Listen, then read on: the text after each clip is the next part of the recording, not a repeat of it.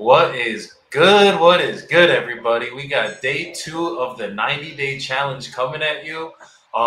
We did one contract yesterday, 250K in 90 days. Already looking like potentially, I don't go on projected revenue, guys. I won't talk until it's actually signed. But for those of you weirdos that do the projected revenue, projected 20K so far. We got Jordan Holt. Jordan is driving to his daughter's softball game. Fridays are going to be rough for him. He will be calling from the car. He'll be there in about 10 minutes, so he will be getting on the phones once he parks. And we got Nelson from Newly here, providing some of these leads, getting some fucking contracts going. So, Jordan, you want to do a quick introduction to yourself? Then Nelson, we're going to do you, and then I'm ready to fucking call and get some contracts today, guys.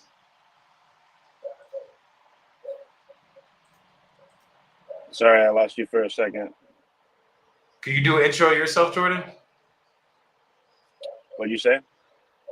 Introduce yourself really quick for those that didn't tune in yesterday. Yep, Jordan Holt here, out here in Salt Lake City. Wholesaler, dad, astronaut. We out here driving.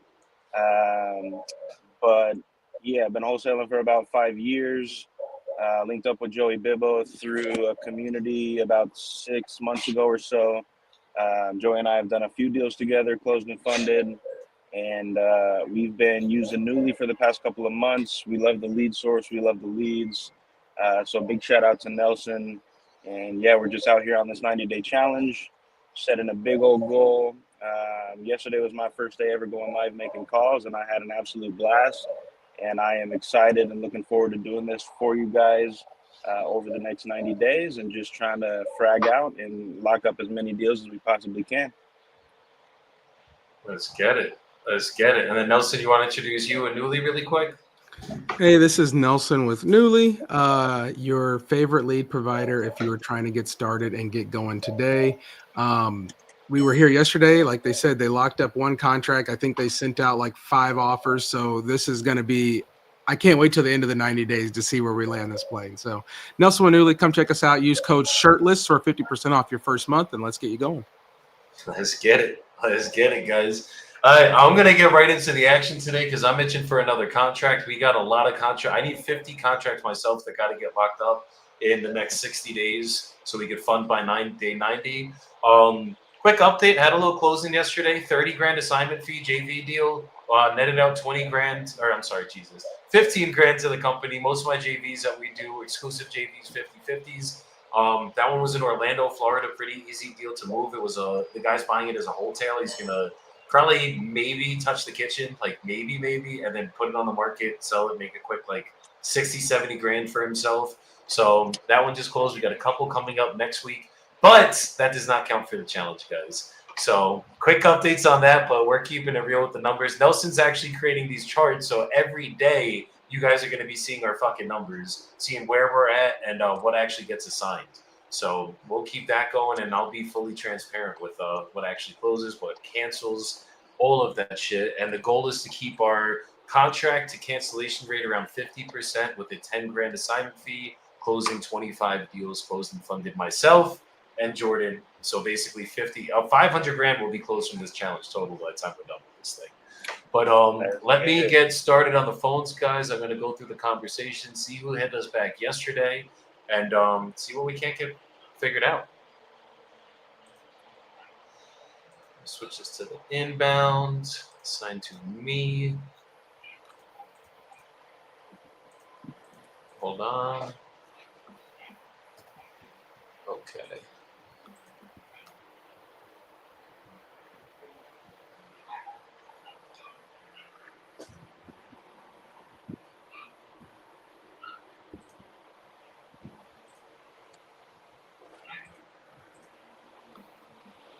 All right, let's get it.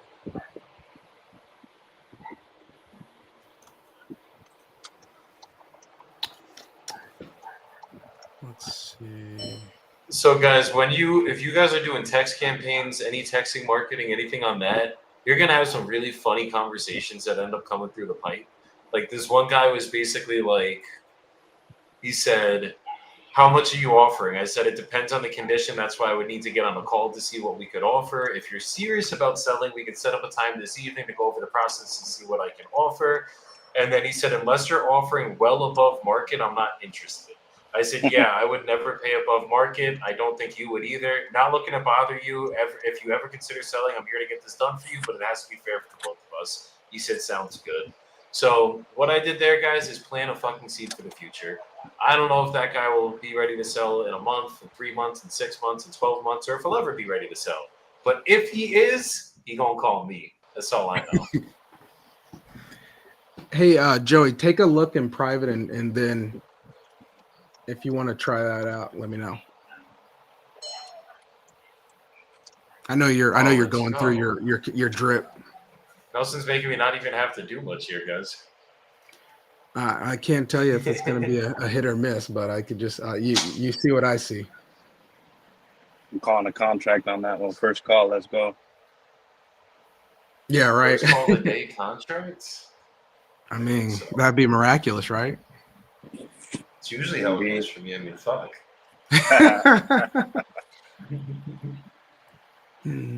Hold on, I don't want my lead connector logged me out on my phone. Give me 2 seconds, guys.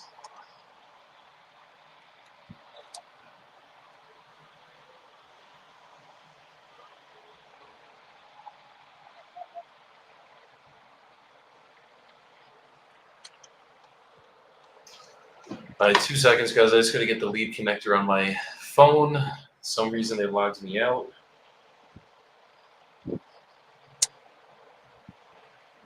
Lead.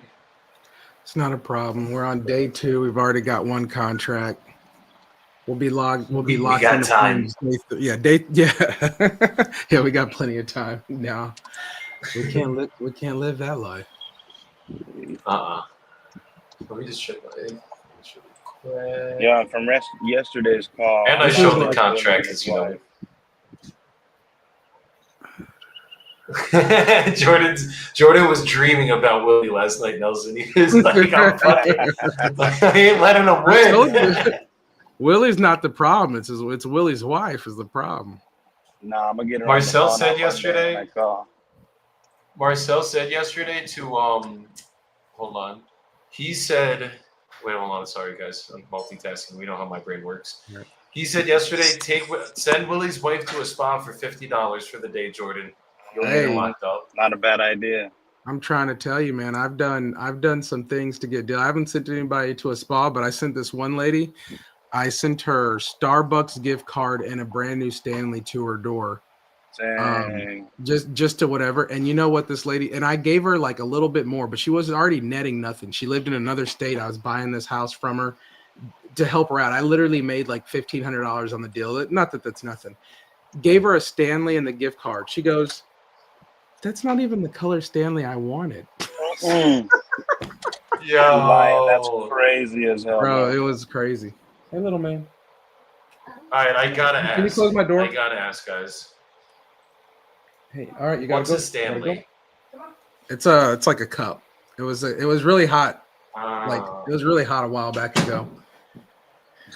Yeah, my daughter. It was like a $70 cup, and I sent her like a $50 Starbucks coupon. That she told me she drank Starbucks, and then she's like, "There's not even a Starbucks around where I live at." I said, "Oh my gosh." She's like, first of all, the Stanley's the wrong color. Second of all, I don't fuck with Starbucks like that. And you're like, all right. And I literally only bought those 2 things because you told me that was what you liked, and I was trying to be nice. And I don't know. People are crazy. people are interested when you're doing these deals. There's times where it's like you're trying to be nice, and then it just gets thrown right back in your face. Thrown right back in, brother. Sometimes you can't win for losing on it. I know, but you know what? You got to go above and beyond, anyways. And sometimes it's gonna work out, and it'll get you some gigantic deals.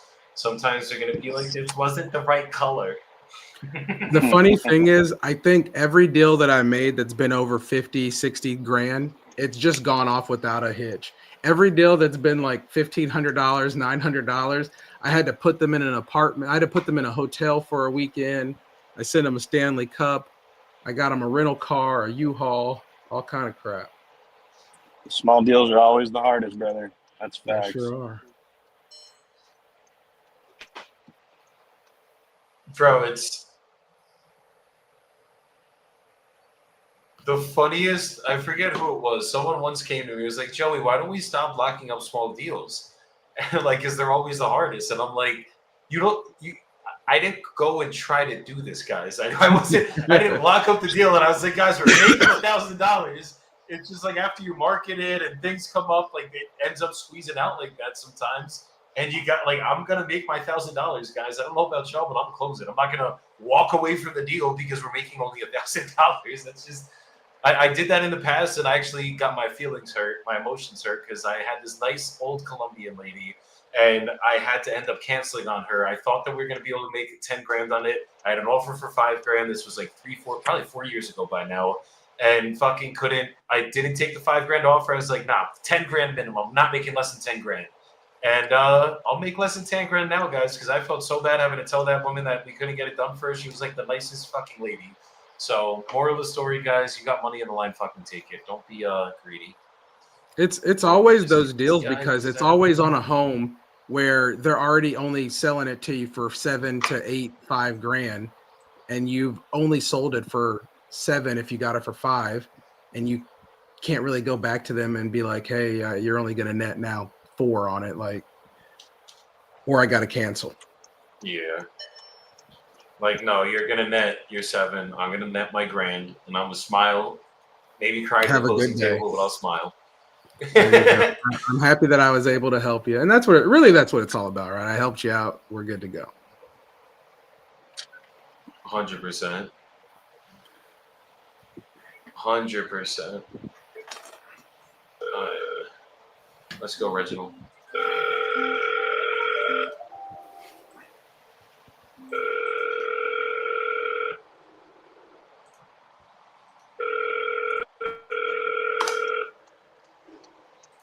Did you guys hear the phone and everything well on your end? Yep. Yes, sir.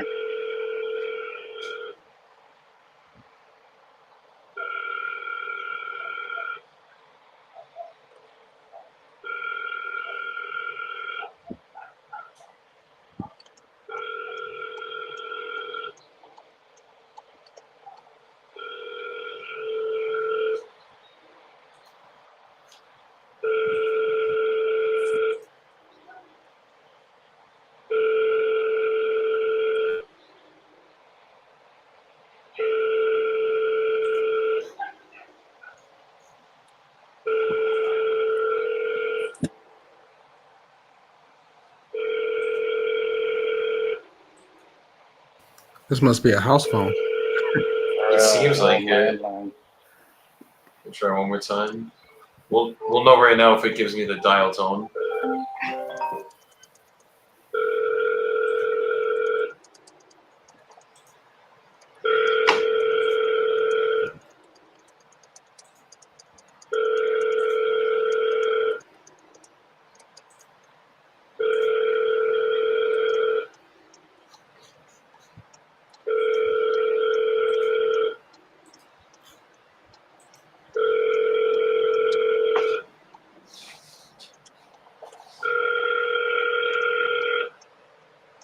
I put something else for you in the private.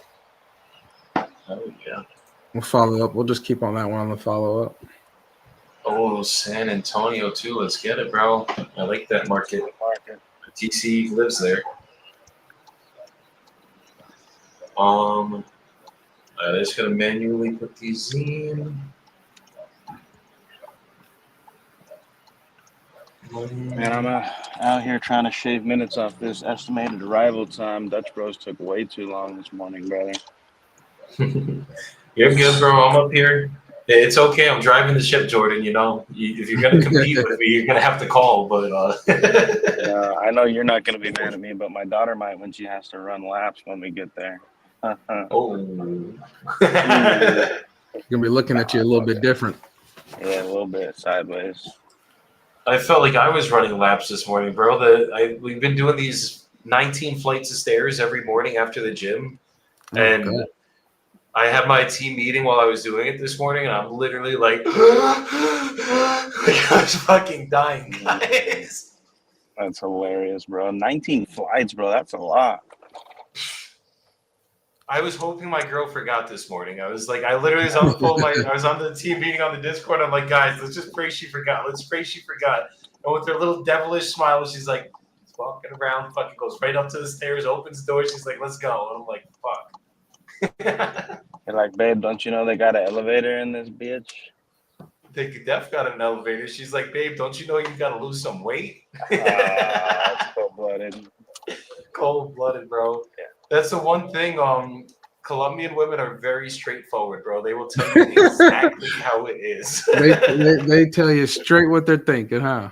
Oh, there ain't no sugarcoating it with her. Trust me, bro. She's like, in Spanish, she'll be like, "Tienes un panza? ¿Dónde estás tú tienes esta panza?" That means, where the fuck did you get that stomach, that gut? I'm like, oh, come on, man. I thought this was all about the love. I know. It's all good though. We need those people to keep us accountable, bro. That's really what it's about.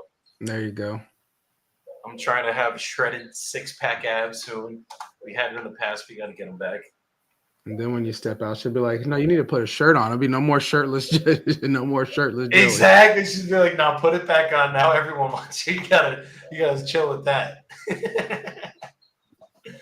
Oh, good though. Wait, hold on. Where's this? What was it? Hold on. Oh yeah, I forgot. You put all these in your CRM, huh?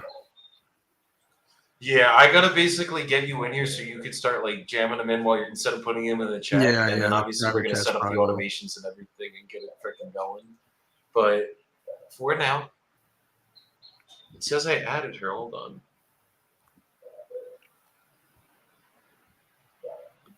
Or maybe not. All right, one more try.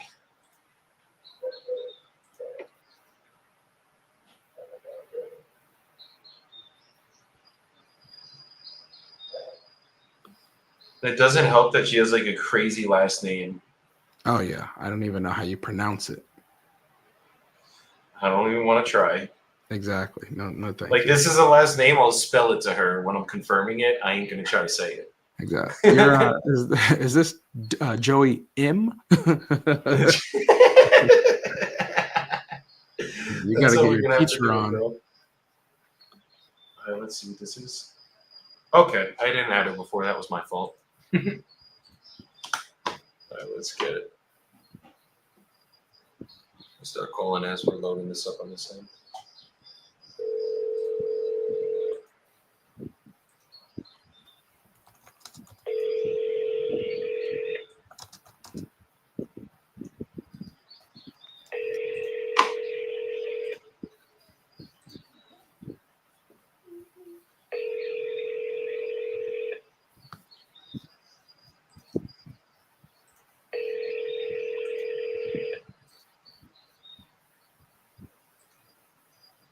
You reached the voicemail original Buccaneer Tax Concepts.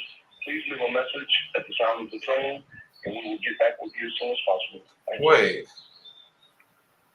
I think the number was the wrong number, Nelson. I think the number to this guy, oh my God, I'm the wrong number. Okay. I was going to say, let me know. I'll take a look at it. No. I put in the last guy's number in here. Oh, you're talking about for the Reginald. Yeah, I put Liz's number in here by accident, like as Reginald. Somebody's going to pick up this damn phone. I know. Give me 2 seconds. Oh, shiitake mushrooms. You know what? I got a meeting at 10:30, so I'll have to pop out and then I'll pop back in. Here you go, bro. Let me make sure. Wait, what? My CRM's tripping right now. All right, I'm gonna hop on my computer in a couple minutes or a couple seconds. You know what? Day 3. This is gonna be a well-oiled machine. 100%, bro.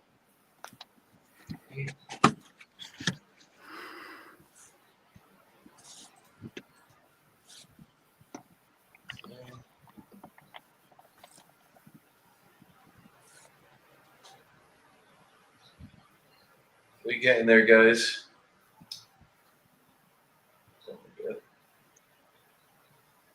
There we go.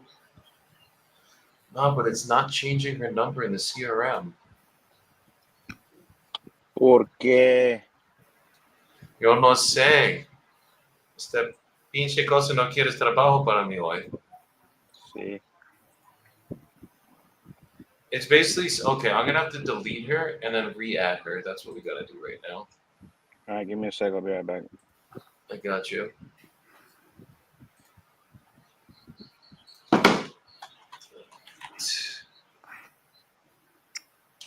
it all caps, don't you?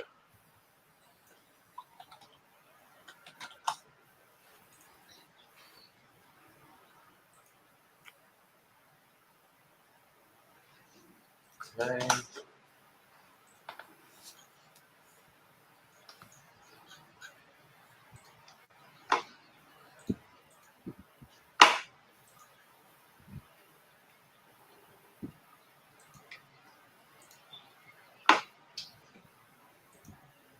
Okay, I'm just gonna add it right here to be easy.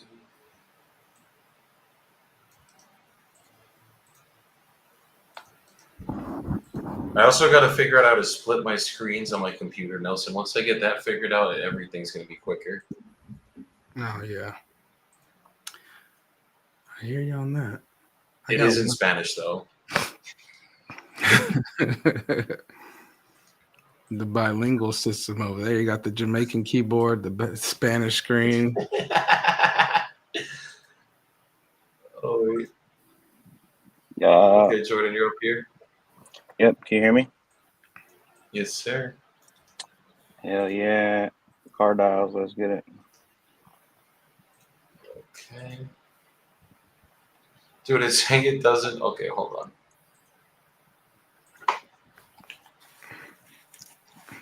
Okay. I was gonna call the San Antonio lady while you're waiting. Just be like, I'll transfer you over to my whatever to get it. But I forgot about this meeting. Good thing I didn't call her. We got it. We got it.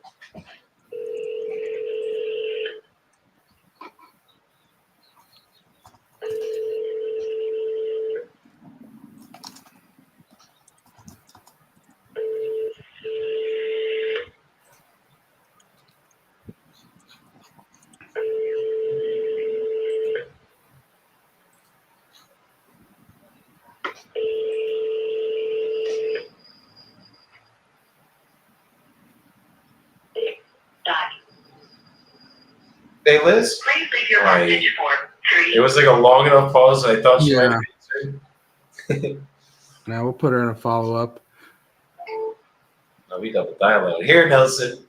Maybe triple Hey, tap. go for it.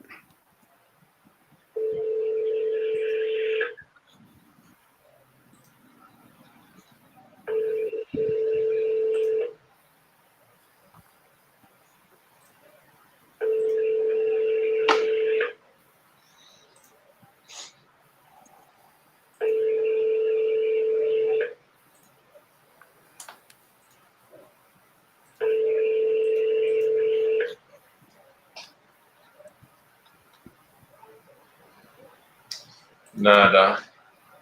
It's all good. She's in the Follow up. in the drip. Yeah, she's in the drip sequence on the text, anyways. All right. Hey, can you put me just in the back room? Yeah. All right. Jordan, you calling? You ready? You at the desk? Where you at? What's good?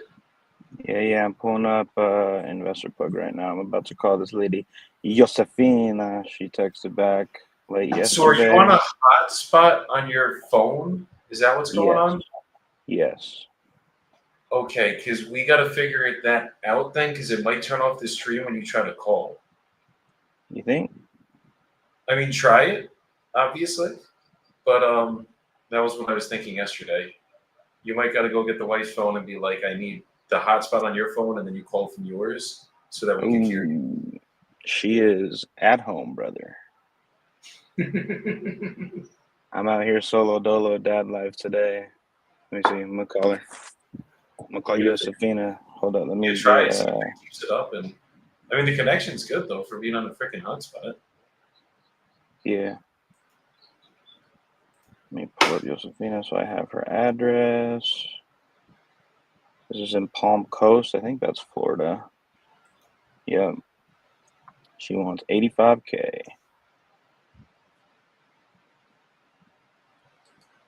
All right, I'm gonna call it real quick. We'll see what's good. I know you. Yeah, start calling. I'm kind of cleaning some stuff up in here right now. Your call has been forwarded to an automated voice messaging system. No, we're good with it. You can hear that? We might be good.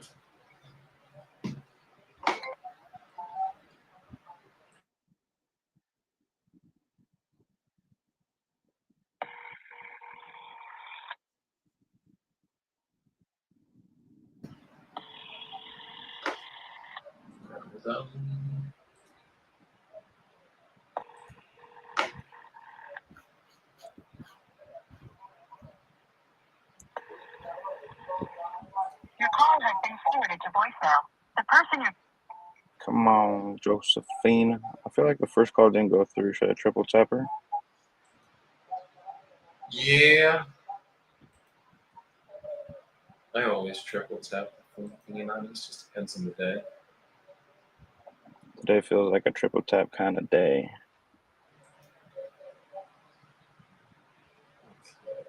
This is one. Yeah, I gotta like get all these triggers set up and go ahead with it, so we're good. Rita, yeah, we got the wireless headset, bro. Big game changer. Let's get it today, bro. We got Rupli closing on fucking Monday, bro. Rupli scheduled for Monday. And Owen Street, we got the notary thing signed, so we might be able to close that one maybe Monday, Tuesday. A nice 2 closing week to or day. Start the week next week. But hold on. Yeah. I just forgot to put this guy in a cold follow-up text.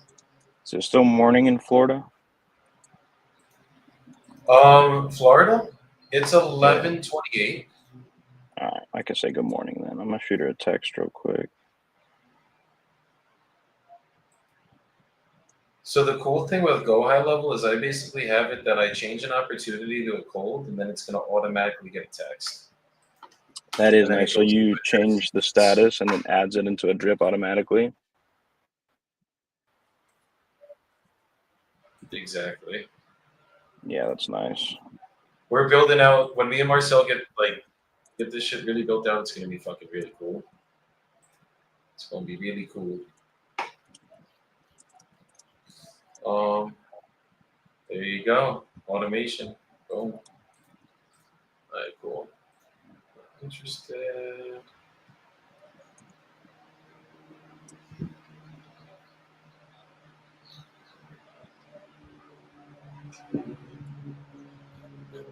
Let's see this property. Let's see what she's talking about with the 85K.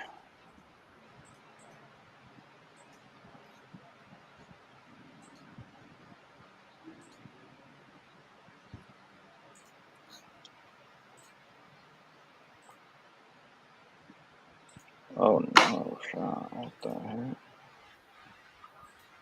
Oh, it's vacant land, bro. God damn it. That's all good. That's all good. What's good, Rita? Let me see who I should call next.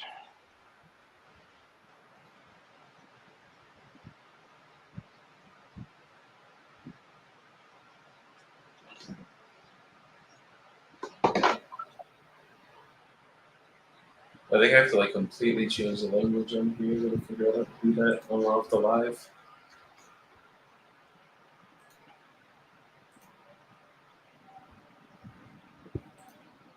Pantalla, extender, mostrar únicamente en uno, dos.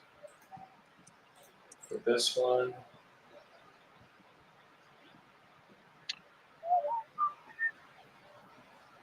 All right. I just sort of move to old.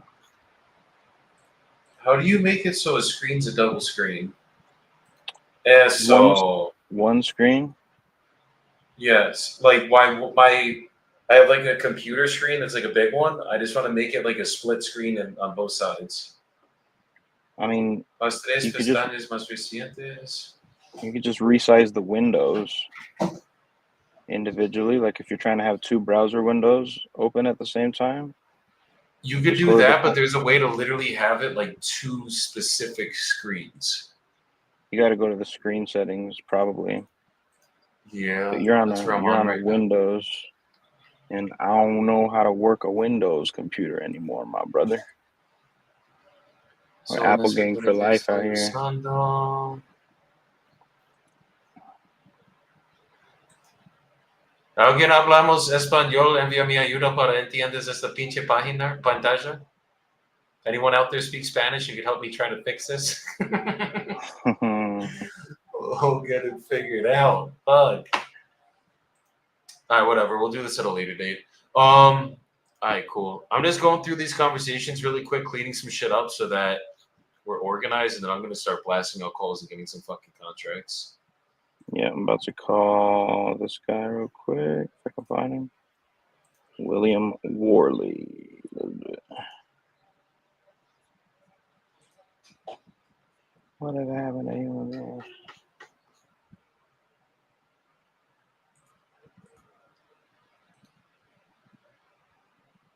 Okay, I'm calling this guy now.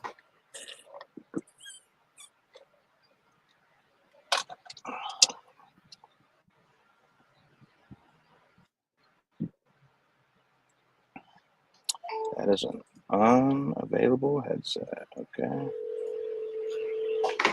Throw that into this position. Let's see. Opportunities.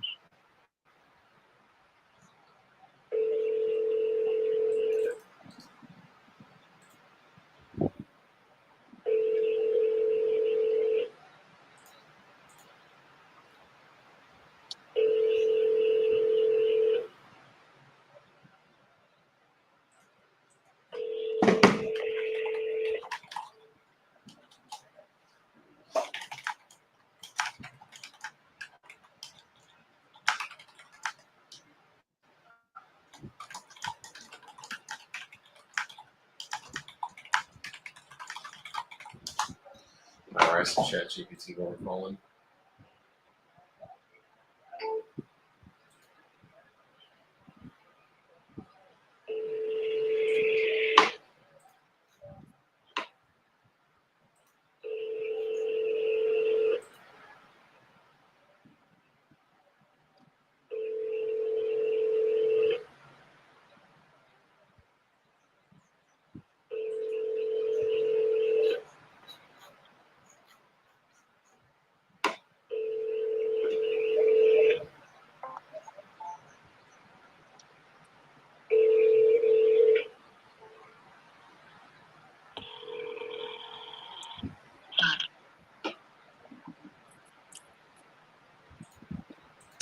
The answer? Hey, is this Christian? Who's calling? Hey, Christian, this is Jordan. How you doing this morning? I'm okay. Who's calling? What's this about? Good. I'm happy to hear that. Yeah, I'm just reaching out about your property on Lakeview Drive out there in Madison. You had spoken with one of my associates, banged on me. I think I saw that one come in. This dude hasn't been responding to text since like in October. It's like, who's calling? Who's calling? Like, dude, shit. What's this about? Yeah, brother, I'm just trying to buy your house, my dude. All right, so what would you do on that one? He's already been in like a nurture campaign, it looks like. Should I just archive that, dude? I think so, bro. I think I got it figured out.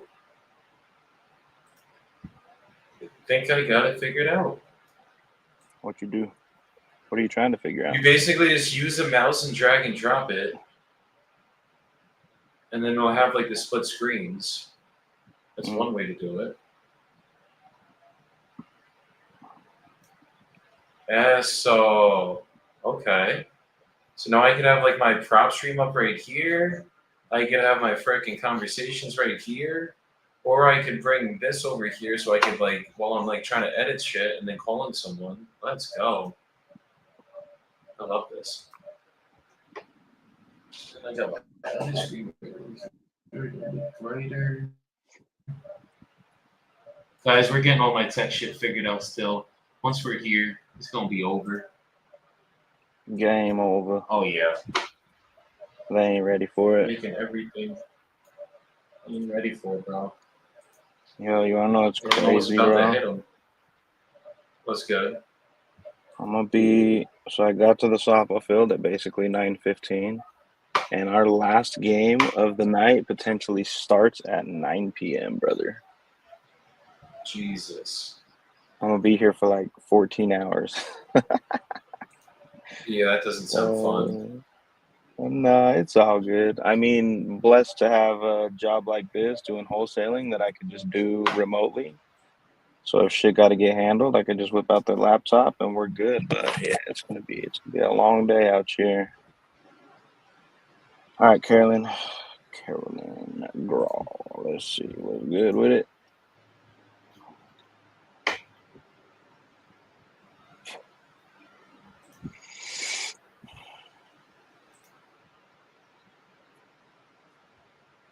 Oh wow. Okay, I gotta call this guy.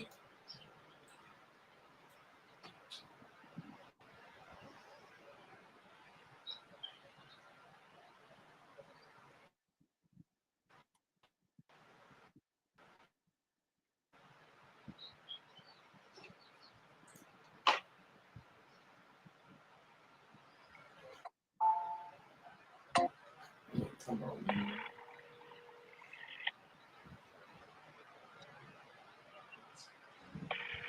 Wait, this one's actually yours, bro. You got a good one.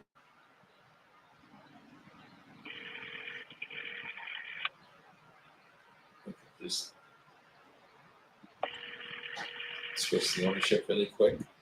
Customer is not available right now. Please leave your name and number. Is there somebody who texted in? Yeah, Test 5 in Mesquite, Texas. For those of you guys that are tuning in, put what markets you guys are in, where you guys are doing deals at. You never know. We might be able to get some JVs done together. My uncle said, good soccer down there. Yo. Yeah, there's some good soccer down here. You can see the freaking stadium from my house. There was a crazy game going on yesterday. Like, it was in the background of this live stream. Dude, it was so loud. He showed me that shit, and you could just hear the crowd roaring. That's crazy. Yo, that text though, I don't see it in my inbox. I don't think. TESFAI? Mm-mm. That might be assigned to me. This might have been from like the past, bro. I got you. If you can't see it, I gotta call it. Sucks to suck. Yes. Hello? Hey, is this Test 5? Yes. Hi, this is Joey. I think we were texting yesterday about your property, the one in Mesquite. Yes. Yeah, you're looking to sell that one now? Yes. So she has decided that she wants to move out. Okay. So if I get good offers, I will take it, and I will continue to rent. Got it. And what would a good offer be for you right now? Well, you know what? Hold on, because I had a friend send me the market value for that house and see what she said it was. Okay, this isn't listed, is it? It's not. It was listed last year for $290. I think up to me, and then somebody was buying it, so we put it in pending, and then they can get approved or something like that. So he backed out.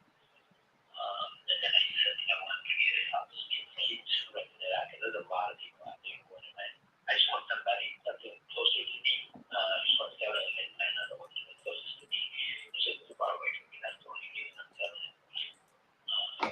So let's see.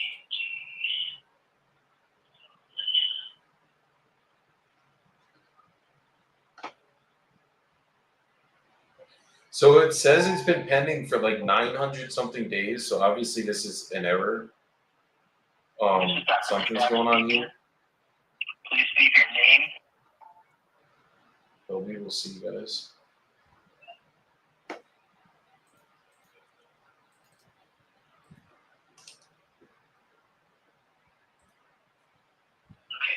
Well, two things in here. Since you have the year comp analysis at 287 and the current estimated value of 282. So I don't know, which was that's somewhere between the okay. But obviously I know you're right.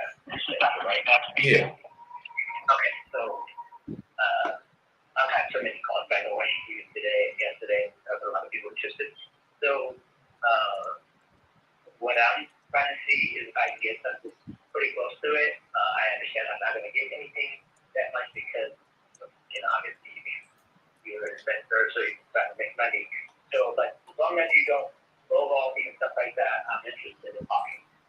Okay, I mean, if I got you an offer that we could both agree on, like I'm not here to lowball you, I'll give you a fair price for the house. As long as I can make money, you're happy walking away with the numbers, we could get it done for you. But if we could come to terms on numbers, is it something you'd be ready to start the process with today? Yes. So Okay. basically, they just at the end of the month is when it expires the contract. So basically, the property is available on June 1st. The contract on the lease expires in a month, basically, right? Just this month, yeah. The end of this month. Okay. And then it's no longer listed, like you're not in contract with the realtor, nothing like that, right? No. Okay. Okay, that's fair. And then okay, that's easy then. And then are you the only one on the deed? Or is there anyone else that would have to be here for this? My wife is on there. Okay, is she in charge of the decision as well? Like, would she have to be here for this call, or is it mainly you that's doing the decision? Yeah, she doesn't need to. Okay. I will relay the information to her. Got it. She would just have to sign off then. That's correct. Okay. So just a little bit about how my process works. I'm just gonna ask you a couple questions about the property, then I'll get you an offer on this call. If the offer makes sense, I'll send you over a purchase agreement. We'll go over everything together. As long as you're good with everything on the agreement, we'll sign it, send it over to a title company. They'll obviously keep you represented as the sellers and us as the buyers. And then we'll just pick a closing date you're choosing to receive the money, and title would send that via wire transfer or certified check. But would that be fair? Okay. I know you kind of want that, but then I got distracted here. Say that again. I'm sorry. Yeah, so basically the way that my process works, I'm just gonna ask you some questions on the property, and then I'll get you an offer right now. And then if that offer makes sense, I'll send you over a purchase agreement. We'll go over everything together. As long as you're good with everything on that agreement, we'll sign it, send it over to a title company. They'll keep you guys represented as the sellers and us as the buyers. There'll be a third party between us. And then we'll just pick a closing date of your choosing, and then title would basically send the money via wire transfer, certified check. Is that good? Okay, that sounds good. Just have one question on that. Yes, sir. Do you pick the title company, or can I pick it? Typically, I'll pick the title company just because we'll be paying for all the closing costs. Okay. Yes, sir. Yeah, we just like using like an investor-friendly title company, someone that's just going to make it very easy on everyone. And usually, if it's Texas, we have like 3 or 4 that we use. I know Hudley's one of the title companies we've been using recently. Yes, sir. So tell me about the condition first. Like, how's like the foundation there, structure there, things like that? The structure is fine. Actually, last year, actually a year and a half ago, is when they moved in, and so we had it checked for foundation. Company said that it was good, and then we replaced the AC, and the roof was replaced maybe 5 years ago. To an automatic voice. And then we painted the whole house at the time. The only thing I can say is that needs repair is the fence. Okay, so the roof was 4 to 5 years, foundation's good. AC, that was 4 to 5 years as well, you said? No, AC is 2 years old. 2 years old, okay. It's brand new AC. Beautiful. Okay. And then the roof foundation, they said that you had like an inspection and everything, nothing was wrong with it?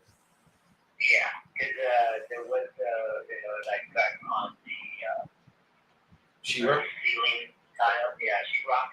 And so I had to check, and the guy came out and said that it's fine. Okay. And then what about like the major It's mechanics? just the movement of the house and Yeah, sometimes when it settles, that'll happen, and it's very common with foundation stuff going on in Texas. So that's why we always gotta just be careful on that end. Yes, sir. And then in terms of the electrical and the plumbing, was that ever rewired since 1983 on the electrical? Or Hello? was everything original to when it was built? I lived in a house probably in 2000, so I did not have anything that was altered or anything like So we're that. gonna meet you while I'm doing this, and if you get a good call, just like give me like a. Okay. The only thing I could remember is we did have a leak in plumbing, and they had to fix it underneath the slab. And that was about, I don't know, maybe 15 to 18 years ago, something like that. I can't remember. Okay. Yeah. And then so basically those things are just original then. It's not been tube wiring though, right? Like the wiring's still up to code. Yeah. I don't have any issues with wiring. Okay. And then is it public water and sewer? Yeah. Okay. Beautiful. And then what about like the condition on the inside of the house? Is it basically exactly what it looks like when it was listed last year? To be honest with you, I haven't been there in the last several months. I was there maybe about, I don't know, 6-7 months ago, basically last summer. And so when I was there, basically when they were renewing the lease in July. But since then, I don't know. I can't tell you. No, understood. Okay. Yeah, because it seems, I mean, looking at the pictures, it looks like it's in pretty pristine condition. Usually with tenants, obviously, as I'm sure you know, we probably have to do some cosmetic stuff when they get out of there. Yeah, I did, and I did have to do it about 3 times when people moved out. This is my third renter since 2010, and each time it was like hole in the wall. Both. There was broken, door to the closet, door to the bathroom, or something like that. In fact, there was a broken door a few months ago. They told me about, and I had that fixed. To one of the bathroom because they said they got locked out or something. Jordan, can you give me the code for privy? That was the last time. But yeah, like you said, when the renters usually, they will do something. Sure. All right. Well, to be honest with you, Babak, this is probably going to be a. But yeah, when I took those pictures, you saw that, it was nothing wrong with it. Okay. Right? No, But it's not going to be something, and I can fix it if you need me to fix it. So there's a hole in the wall, or patch it on it, and I'll get somebody to do it. Okay, well, typically we'll do all the rehab. Like usually the way we'll buy it is you're not gonna have to touch anything. That's one of the benefits of going with us. We like to just do everything ourselves and then just make sure the numbers make sense for everybody. Okay. Yeah. Okay, and then so the lease is gonna be up in a month, so they'll basically be out by closing then. Typically with like 30 to 60 days to close this be good for you? 30 to 60 days for what? To get this closed out? Like to actually physically close on the property? If it could we close like at the beginning of next month, that would be good. Okay. Or we close at the end of this month, and that's fine. Okay, but it's not something that's like pressing, like if we took 60 days, that wouldn't be the end of the world? It wouldn't be, but then that means I have to pay rent the mortgage for one more time. I don't got want to do that. I got you. I mean, if it ends up taking longer, we could figure it out. Usually we'll do a 60-day close just in terms of in case there's any title issues, anything that comes up. But usually we can get it closed in about 30 days if there's no title stuff going on. Okay. Yeah, I just so as sent long that as there's again, nothing Joey. like pressing going on. Just want to make sure. I don't know if the mortgage company allows us not to do payment, if we are in the process of selling or something like that. So. No, typically you would have to make that one payment. Like even if whatever the payment, let's say the payment's $1,800 a month, if we had to come up $1,800 to give us the extra couple, the extra month, we'll figure it out. So you're still good. Okay. All right. Okay. And then I guess other than the tenant moving out, is there I guess what's the reason you're looking to sell this one? Like I was telling you, I need to get something closer to where I live, so I want to buy a different one, maybe like in Saxby, or I live in Saxby, maybe in Murphy or Garland or something in that area closest to me, so that if they need me, sometimes they call me like, hey, the toilet is clogged up. I mean, it's not bad because the kids do something in the toilet, and then I don't have, and I'm driving 45 minutes to get this stuff like this. I just want something closer. I want to get another house. Understood. Okay, so you're going to be using the funds of this to buy another property, and that's going to be strictly for investment purposes. Yes. Okay. How long? I know you said that you've owned this for, I think it sounds like at least 18 years. How long have you been investing for? Since 2010, so it's what, 15 years. 15 years. So was this like originally like a primary residence and you guys turned it into an investment? What's the story Yeah, of I that? lived in it for 10 years. Okay. And how far out is it again, you're saying, from where you're at now? About 40 minutes. Oh, okay. So anytime anything goes wrong, it's like you got to drive 40, 45 minutes to get out there kind of thing. Yeah. Yeah, okay. No, that's never fun. That's not fun. My mom works for a utility company. Her territory is like an hour away, maybe 2 hours some days. And she's been killing herself with the drive. So I know going back and forth, even if it's just for your rental properties, that can't be fun. No, it's not. Definitely not. Okay, so it's basically you're going to be looking for another investment property. Do you already have one located that you're going to be buying, or are you going to need some help finding something too? Usually I try to find it myself and stuff, and then I would get like a real estate person to help with the purchase. Okay.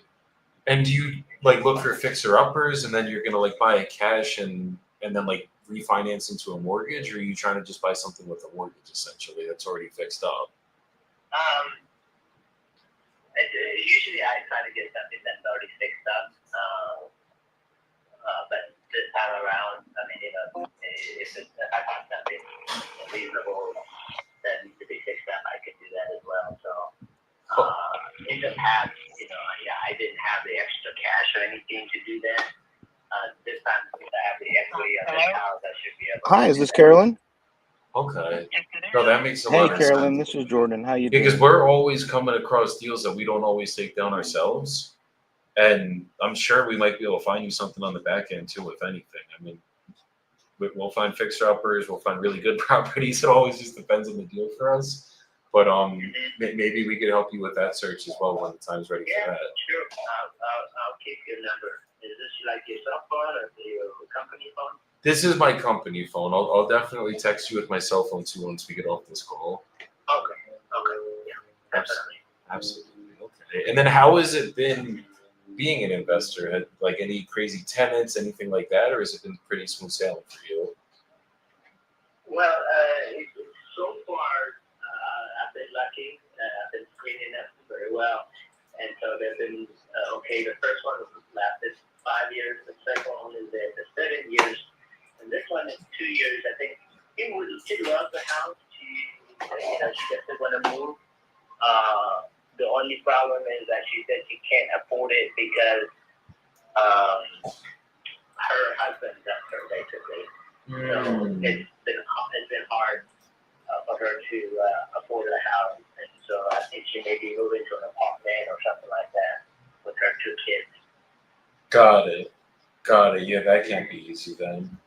But she loves the house, and the kids love the house, and she told me she wished she'd stay there forever, but it's just a financial thing for her. Understood. Okay. And how much was she actually paying on rent? She was paying $2,100. $2,100. Okay, so that's kind of the going rate for rent over there then. Yeah. Okay. Understood. Okay. Well, let me And I mean, you're very lucky that it's been a good experience. You've been in the game over 10 years. I have so many bad experiences that we've gone through. I know other people have gone through, and it's a very good business, real estate investing. But there's definitely some downhill battles sometimes on some of it, especially dealing with certain tenants. So I guess. Yeah, I usually, you know, when I sit down and interview them and talk to them and stuff, I get a vibe from them. You know, how much, you know, what kind of people they are and stuff like that. And yeah, when I interviewed with Steven, it's my first talking about Steven, I just felt like, oh wow, yeah, they're really, you know, nice people, family people, and stuff like that. So yeah, I've been lucky. And like I said, you know, if I can't get that deal done with you or with other people calling me, I probably won't have any issue with finding people because there's a lot of people out there looking for a rental home.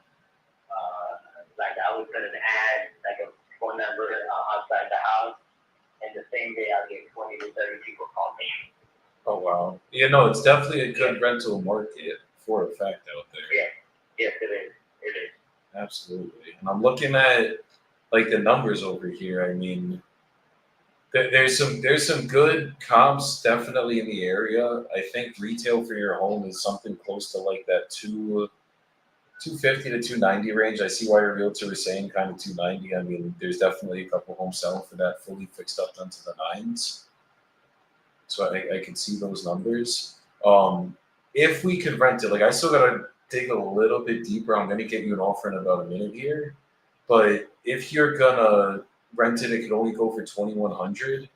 Typically, someone's gonna be coming in as an investor, probably close to like high ones, low twos, let's call it. Like I can't give you exact numbers. I want to dig really deep into here and make sure I give you a fair offer that's like actually what it's gonna be worth in its current condition cash. But I guess is that like a range you would consider if we could actually do it all cash, no commissions, nothing like that? I'm sorry, say that last part you said?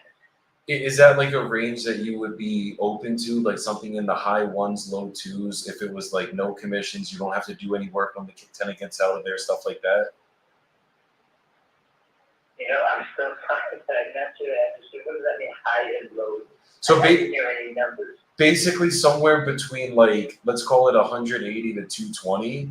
That's kind of a range that most investors, and I think 220 is on the highest end. Like I don't even think I'd be giving you an offer at 220, but I'm saying something in that range. Is that something that you would be open to if you didn't have to do any work when they got out of there? It was actually cash, no commissions? Definitely not. Definitely not. That is way, way lower than even a lot of people are asking. So Really? yeah. In terms of the investors that you've been speaking with, you're saying they've been offering you higher? Okay, I mean, like, look, whatever you tell me is not going to change my Hey, numbers Charles, in this is terms Jordan. of How's like it what I'm going? about to ask. But I guess where have people been coming at? I'm just genuinely curious because if they're investors telling you, let's say it rents out for 2,100, right? Investors are telling you above 210. They might not know what they might not be real investors, honestly. Well, first of all, a lot of them don't even ask me how much it's renting. And I don't know if that's even their goal. The other thing is they could actually rent more. I just, you know, that's why I get a lot of people interested because I think a lot of people in 3-bedroom apartments are renting them. And I mean, 3-bedroom houses with 2 car garages and stuff are renting them a little more than that. I've seen people renting for 2,400 in the area. I just try to do 2,100 so that I can get a lot of people interested and then, you know, just with people and stuff like that and pick the one I want. So usually, you know, I think people are investors are not really active people. And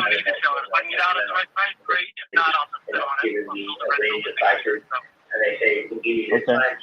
Understood. Well, I'd love to take a look at this and see if we can't get somewhere close to your number. If I could get your number, that may. Because, yeah, I probably take the call yesterday. Understood. Because I don't want to lowball you. Like, obviously, I still got to dig a little bit deeper, see where I could be in. But just looking at this from like an investment perspective, typically, let's say that they weren't looking at it as a rental. The only other strategy that they would be doing would typically be flipping it, unless they're maybe gonna like Airbnb it, something like that. But I don't think this is that kind of market. So if they're like usually the guys that are going to buy it as rentals are going to be willing to pay a little bit higher because they're more worried about cash flow. Where if they're looking at it as a flip, like if I was going to flip this, let's say I didn't have to put a penny into it, and then I was actually physically able to sell it at the 290 that your realtor's saying it would appraise at, it still would have to. It'd probably maybe even have to be lower than that, just because we'd have to make our money. Like you know what I mean? We'd have to make. Well, yeah, that's what I told you. That's what I said at the very beginning. I said, this is where its market value is, and I realize you're an investor, you're trying to make money off, so you're not going to offer me that. But I think that, even if I was to sell it, I'm probably going to have to pay the 3% and all that anyway. So I'm willing to negotiate, but as long as it's fair. Yeah. 220 is just extremely, extremely low. So yeah, I would continue to rent it out instead of selling it at 220 because that means I would be losing at least 50 grand. You know what I mean? And I don't know why I wouldn't do that. So what I'm seeing, if you were gonna sell it right now, I think the 290 that your realtor is saying that's retail, you'd probably have to end up putting probably about 10 grand, maybe 20 grand when the tenant gets out of there to sell it for that 290. I don't think so. Honestly, yeah, I told you that the fence, yeah, it cost me some money if I want to replace the fence. But as far as anything else, like I said, I just painted it and all that stuff. If it needs to paint it or if it needs touch-ups and stuff like that, I might spend 2-3 grand on internal interior fixing and stuff, but not like 20 grand or anything like that. Are you by a computer by chance? No, I just moved away from my computer so I can talk to you. Okay. But I am on my, what do you need? I just want to see, because basically there's this house, 4313 Oleander Trail. It's literally, it's a 3-bed, 2-bath. It is a little bit older than yours. It's a 1958 build, but this one was fully remodeled. And I just want to see if you could just take a look at this one really quick, just to see like what it would take to get the 290. Because they did the entire exterior, they did the entire interior. Like it's basically like there might have been existing hardwood here that they refurbished. It looks like, but they did a brand new kitchen, brand new bathrooms, like to the nines. And this is basically what you'd have to make the property look like to get the 290 out of it.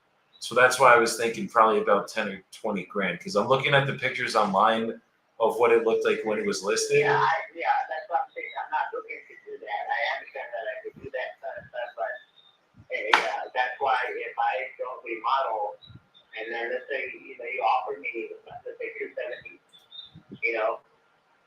that would be something that would be reasonable than 220. Yeah, I get that. It's just if you listed it with the realtor right now on the market. I'm not doing that though right now. Yeah. I want to sell it this way if I can. Even if to be honest with you, this is how I had it listed last year, and I had a buyer for 290, and he said he wanted to buy it. He liked the house, and then he said that his financing didn't go through. For whatever reason. And he said at the last minute, he said, I'm sorry, it doesn't look like I got approved. I could not get approved or something like that. So that's when I said, you know what, I don't want to wait another month. I have to rent it out. And then and I said 2-3 days, I do it on the rental market, and I got some people in there. So tell me, I don't want to, hold you here and wait till I get both of our times. If you're going to be like, but on that 220, then I'm probably not interested. Definitely not interested. So I get it. I just want to make sure that no one wastes your time. Because like even if we don't get business done today, I at least want to leave you with like knowledge of exactly where it would sell at, what you actually would get in your pocket. and then just make sure someone else doesn't screw you over. Because like, look, I got in the business to make money, but I also got in the business to help people. I've been doing this. This is all I do full time for the last 5 years, and I definitely know like the numbers, like that side of it. And just if you listed the property right now, it probably would sell for like with a realtor actually closing, it would probably close around 250 to 270. There's a bunch of comps like your exact house, same square footage, same beds and baths, similar build, whole nine, and they're all selling like closing around. There's a couple for 250, there's a couple 272, 265. I can give you all the addresses. And basically, if you sold that with a realtor, you wouldn't net that. Obviously, you'd have to pay 3 to 6%. Probably would be closer to 6 because you usually have to pay the buyer's commission too. And then you would also have to pay the closing costs. So you'd probably be netting something. Let's say you sold it for 270. It's not a true 70. You'd probably be netting closer to 250, 240. So that's what I'm trying to see if we can figure something out. I don't know if I'm going to be at 220 or where exactly I could get this done for you at, but I just kind of want to see give you what your options are with us if we can help you. And if not, at least make sure someone else doesn't tell you 270 cash as an investor and just waste 30, 60 days of your time. And then you end up having to pay those mortgage payments and they can't even get it done for you. I even have like these stuff in the mail. People send me, and they said they give me cash to 43, for example. Is one of them that said 243. So right off the bat, without any negotiation, he's saying he wants to give me 243. Was it a check? Was it a check at 243? Yeah. Yeah, that's marketing. So that's contingent on them walking the property. That's contingent on them basically getting on the phone with you. I know the companies that do that. So basically that's complete marketing. Like that they're not you're gonna call those people and they're probably like even if they tell you 242, which typically they're not, that's just basically saying like this is a high level of what we think your house might be worth, but typically it's not gonna close at that number either. You know what I mean? So I just want to see if we can, because I'm not saying 220 because like I'm trying to lowball you. It's just the numbers are the numbers. Like, and if it's gonna, you'd probably net out maybe that 240 if you're gonna list it with the realtor. But to do it that way, it's gonna take about 90 days. And if you have those, and that's if it sells at obviously 270. If it sells a little bit lower, 250. Why would it take 90 days? 60 to 90 days, usually 30 days for them to get someone locked in if it's priced right. If they price it low enough, maybe the first 2 weeks you could get someone under contract that'll end up purchasing it. And then it takes 30 to 60 days to get a conventional loan. So depending if they're going FHA, VA, or if they're going actual, if they're going just conventional financing, usually it's going to be 30 to 60 days for you to actually close. All right, gonna run numbers on this a lot real quick. That mortgage, you have to do appraisal, inspection, all those things. So I'm basically trying to see if we can figure out something where you don't have to deal with that, and then basically get it done cash.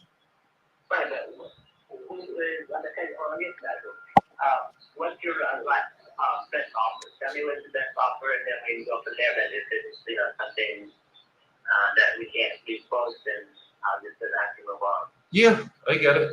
Give me 2 seconds. I'm just gonna place you on a brief hold. Let me take a deeper dive into the numbers, and I'll tell you exactly what I can do cash. And if it doesn't work cash, I might have one more option for you. So give me 2 seconds. All right, guys. So What you talking about, Bilbo?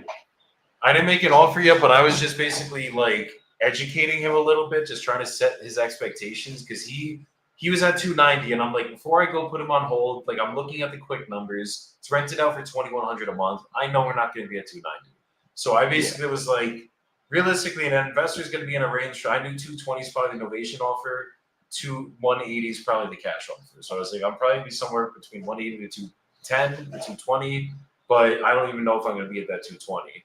And then he's like, no, that's just absolutely too low. That doesn't make sense. Blah, blah, blah, blah, blah. And my realtor said I could sell for 290. There's a comp that sold for 290 that was done to the nines. His is not done to the nines. His needs some freaking work. So is it in good enough condition? Good enough condition for innovation though? It's in beautiful condition. It's just not at that 290. It probably would sell in the market right now, probably around 250 to 270. I'm gonna go at 260. Yeah, I love bro. it. This guy's not. This is gonna be a follow up. This is not gonna be a contract, guys. I'm just gonna hit him quick. Yo, quick question for you. I know a lot of people do it differently. When you're running numbers on a lot, what's your formula for that? I think I was When taught I'm running take new build times it by cash comp method, 0.15. yeah, 0.15 or 0.1, but just do the cash comp method. Are there any lots selling in that area? If there's not, why are you locking up a lot in that area? Who's gonna buy it from you? That's a good question. I mean, it looks like there's a lot of activity for sure. I mean, there's a lot of data on PropStream. I got 36 properties, 37. A lot of new builds going up there, but yeah, I could cash comp it. He wants 70. Somebody offered him 65 and he didn't take it. Looks like cash comps are like from like 45 to 60.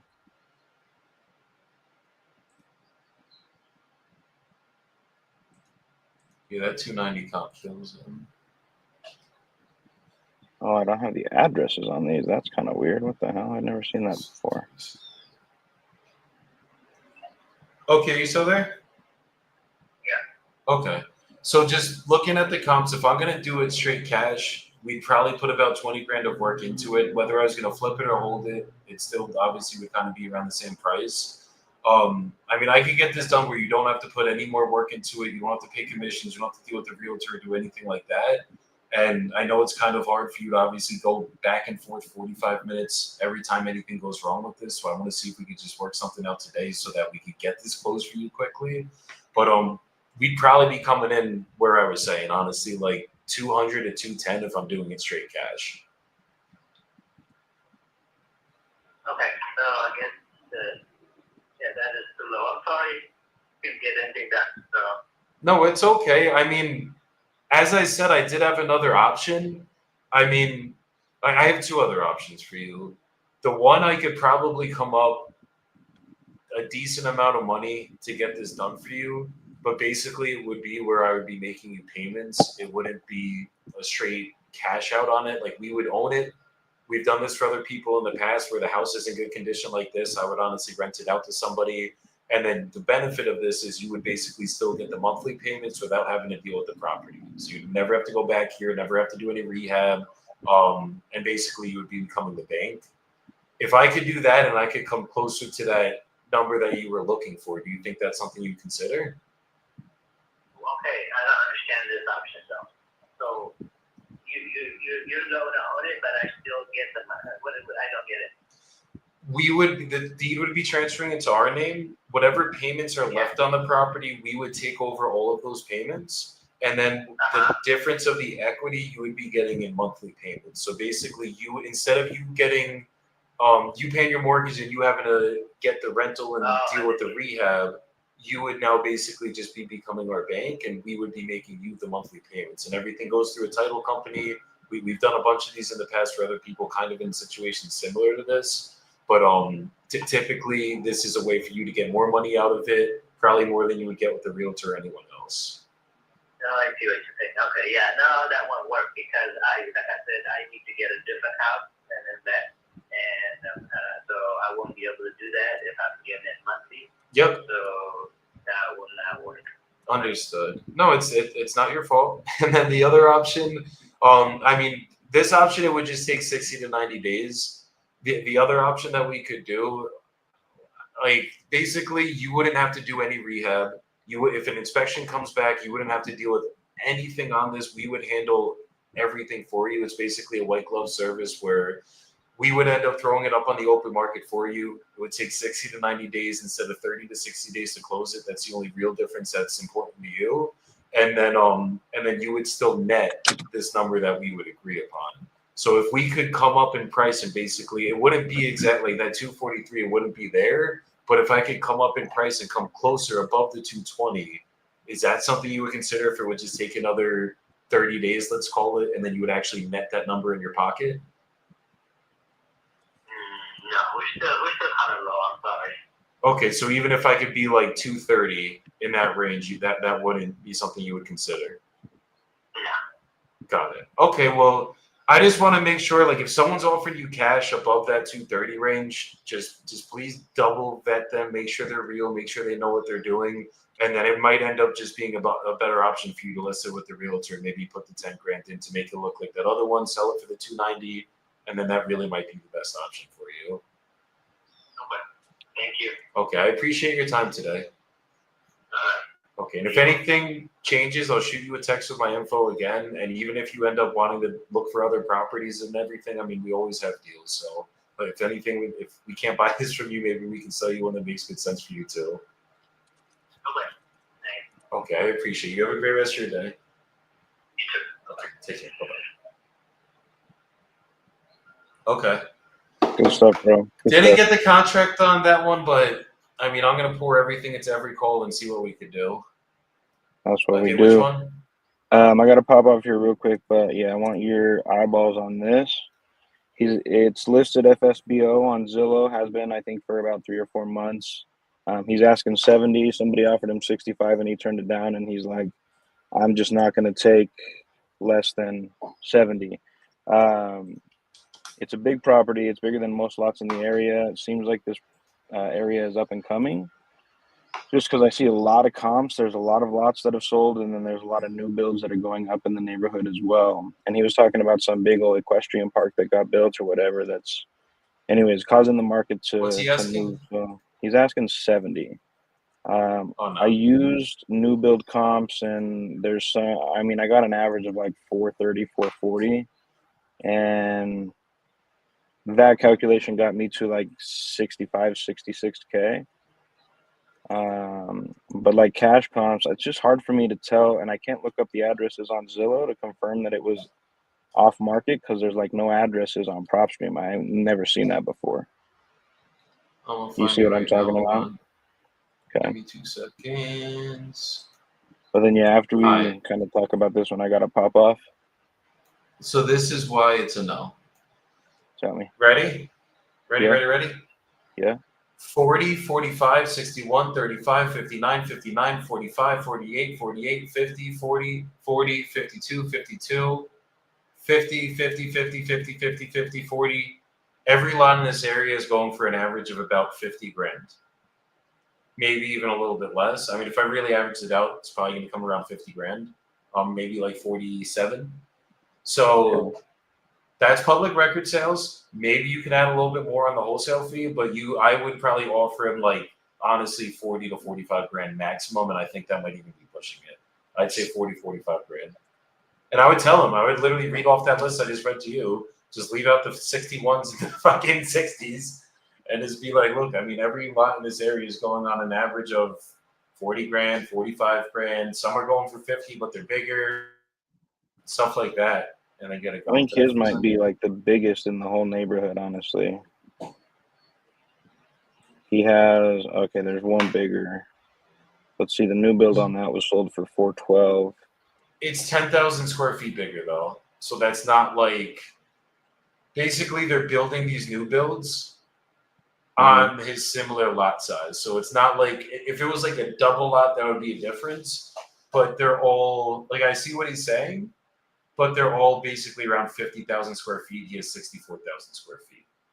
So like, it's looking like the lots in this area that are selling are going around, like you basically need 40 to 50,000 square feet minimum to build, which means like, yeah, cool, you have a little bit extra land, but 10,000 square foot lot is only like, it's normally a nice lot, but this is not in a crazy area. Yeah. No, I got you. That's all good. Am I frozen? Yeah. No, I don't think so. The only reason I wanted you to take a look is just because all of these don't have addresses, and I just don't really know how to run the cash comp method without an address. But I mean, what you're saying makes sense. I'm picking up what you're putting down, my brother. And So- yeah, I'll just. What's up?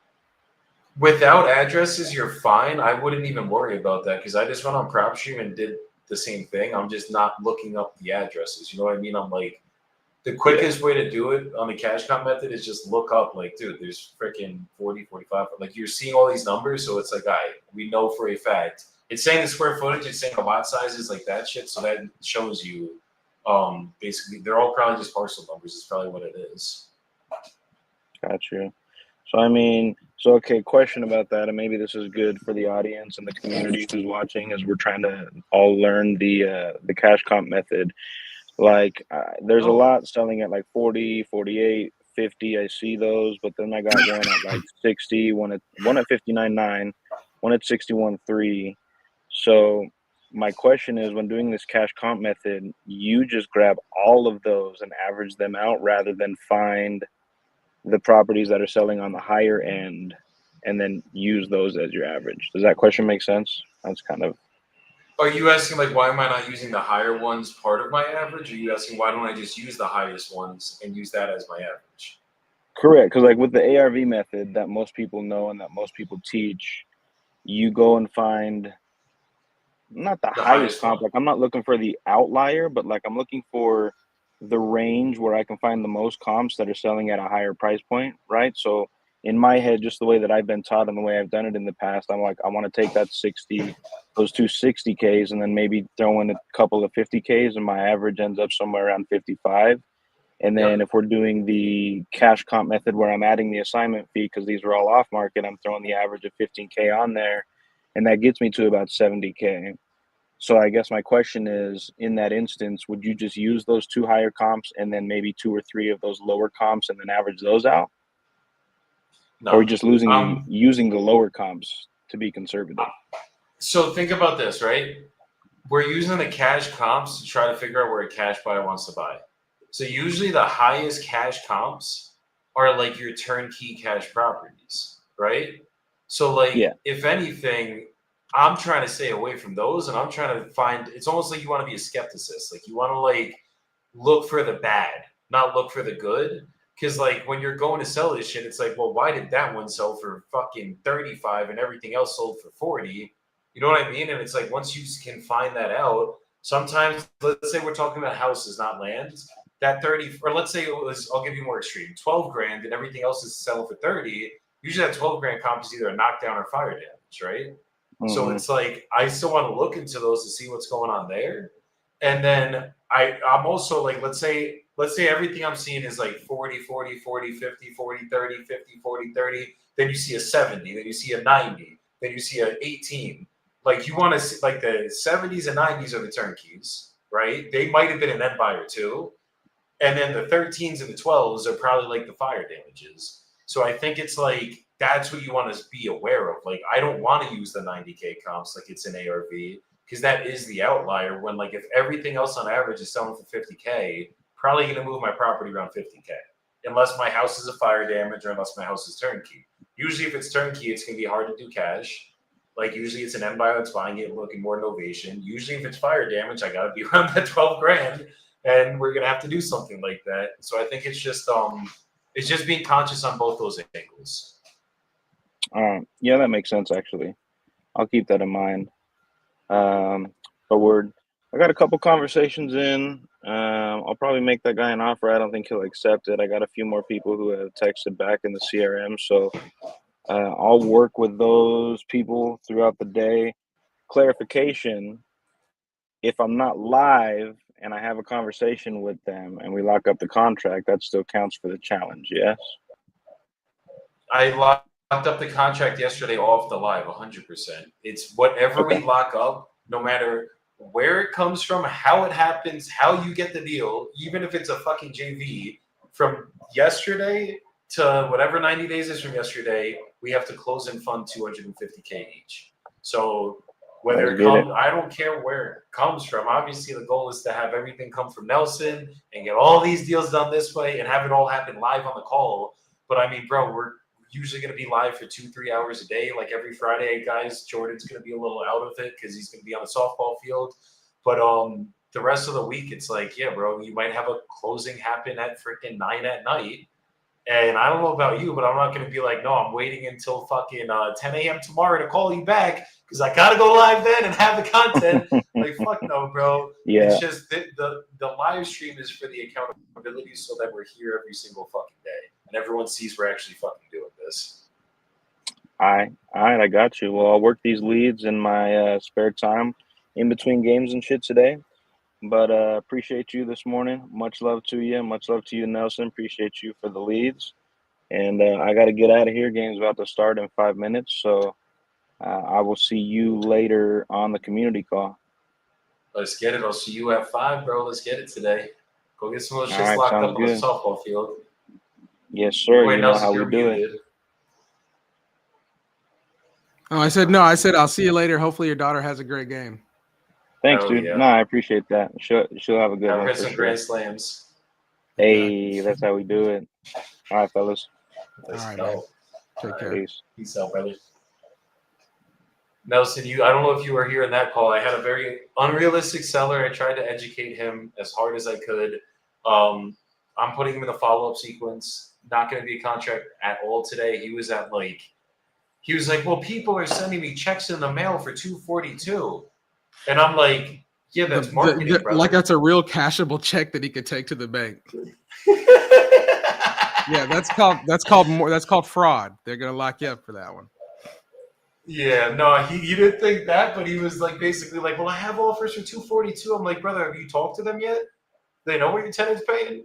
They know your house hasn't been fully updated. So Yeah.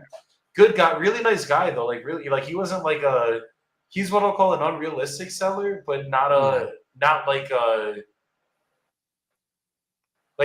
he's a real seller. He's just not a wholesale seller. You know, he's probably gonna listen and get it done that way. It's probably his best option. Sometimes that's the route. And I tried to pitch Novation. I tried to pitch Creative. It just wasn't going. This is him. All right, let me just put the sequence in here. Submitted offer. Probably cold. All right, cool. All right, let's keep these going, bro. There it is, man. Let's see what we got going on today.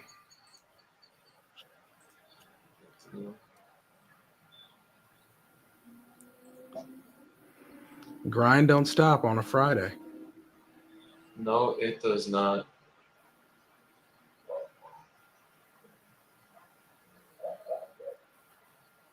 Let's see.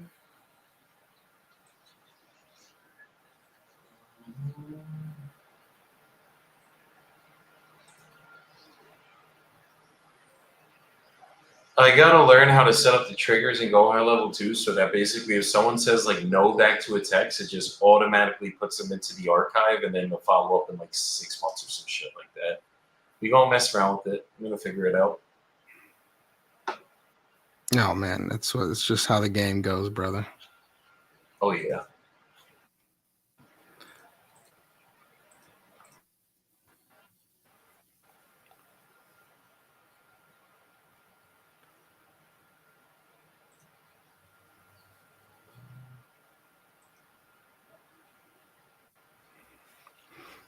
I'm gonna make a call. I got you.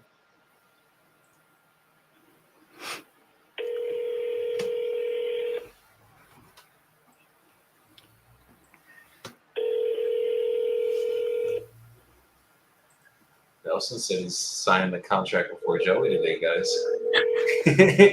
Yeah, right.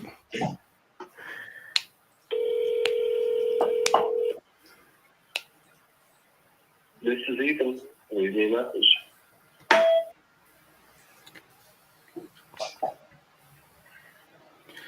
Well, we know that that's the right person here. Let me see. Let me do the Joey Bibbo double dial.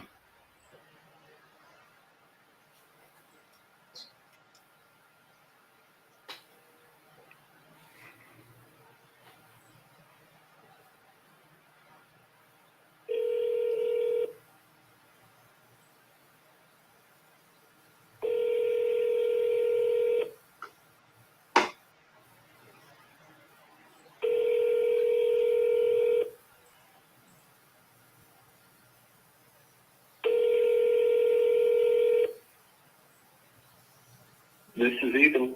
Leave me a message.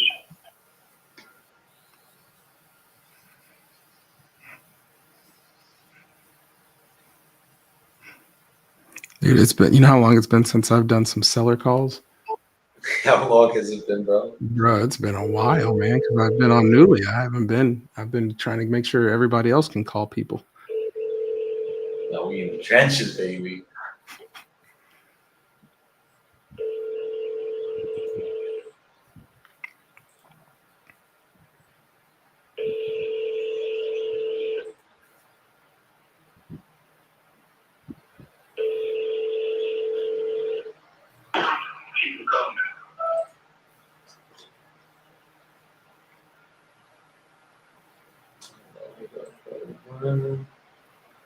Mr. Mariantz.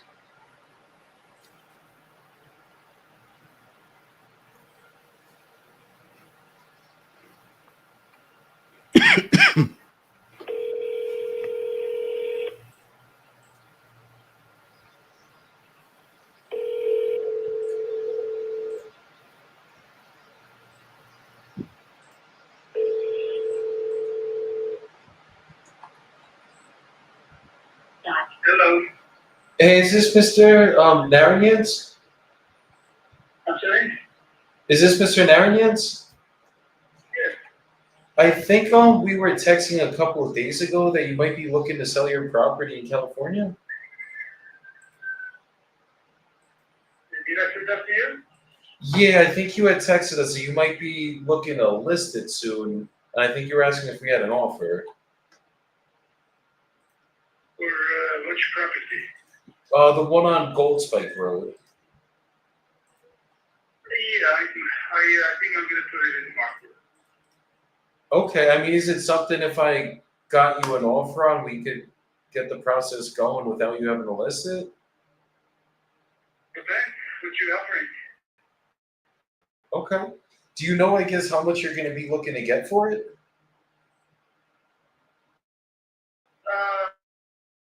Prices gone up in that area, so prices gone up that area. I have to put over 800 in market. You have to get over 800 for it? Yes.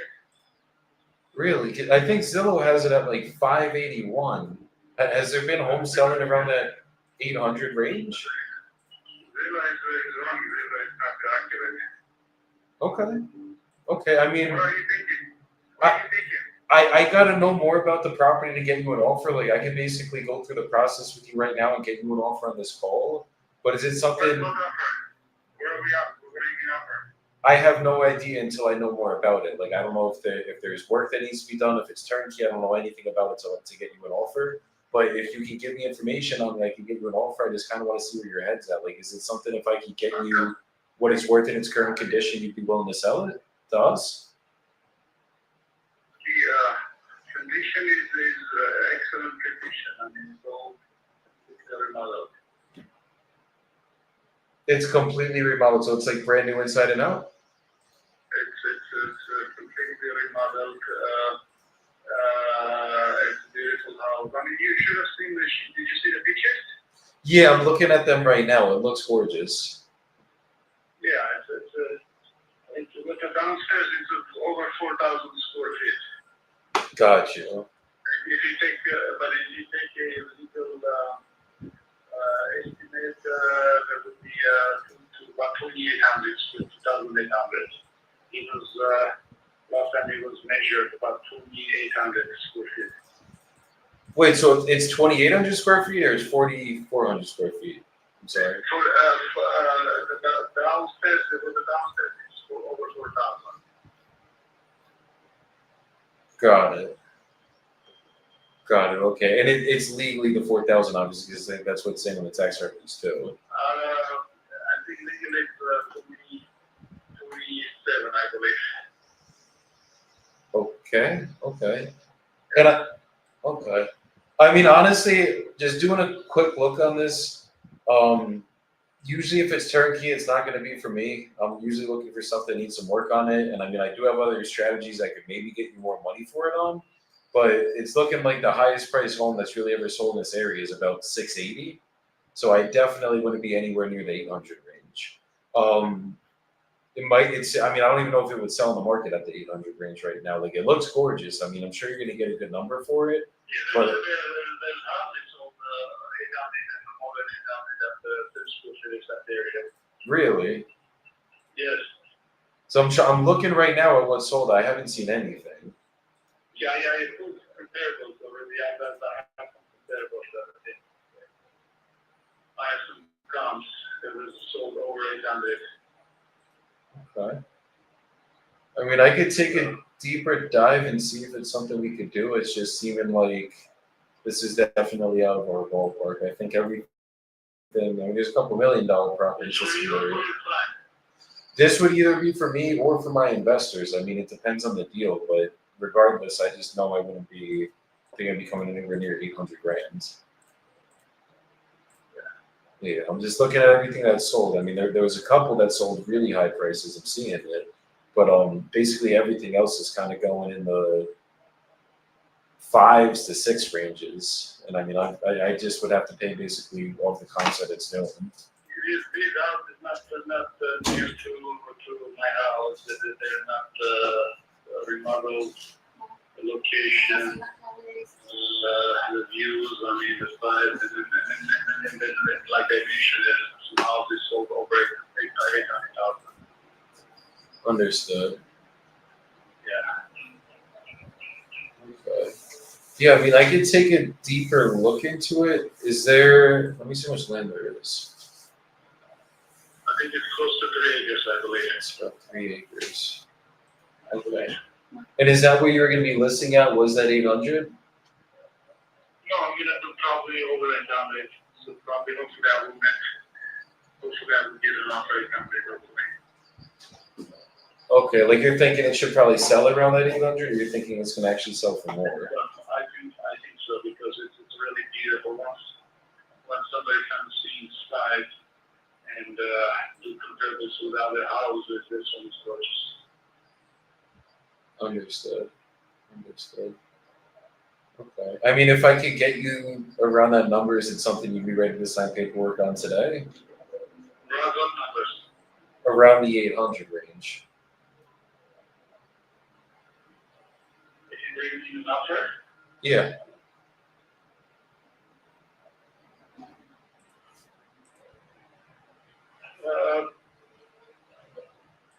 Yeah, why not? There has to be a solid offer, there has to be a solid offer, Has to be strong and solid offers, let's continue this. Yeah. Okay. No, honestly, I was thinking, I'm seeing some $1 million properties going around here that I was thinking might be able to work, but taking a deeper dive, I'm definitely not going to be your buyer. I don't want to waste your time today. No problem. Okay. I appreciate you, brother. You have a great rest of your day, man. Sure, you too. So I was looking deeper for a second because at first I pulled it up. That's why I didn't even take it through the actual process, guys. I was like, nah, 800K. Like, it is in California, but looking at the freaking area over here, every comp I found was like 650, whatever. Then I'm digging deeper, and there are some $1 million houses over here. I was like, oh shit, maybe this might be a good one.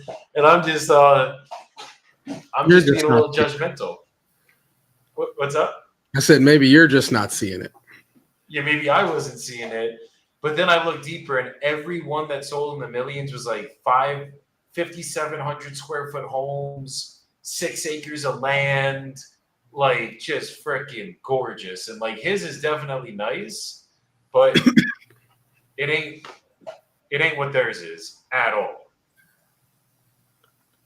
Like not even close. So yeah, that was one I'm not going to put too much time into. It could have been maybe an ovation, but that would have been a waste of everyone's time.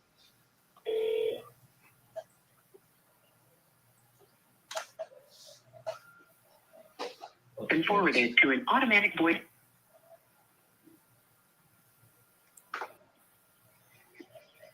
Just one of those days, man, where they don't want to pick up. I'm getting them picking up. I'm just trying to get some realistic people. This is the game that we're in.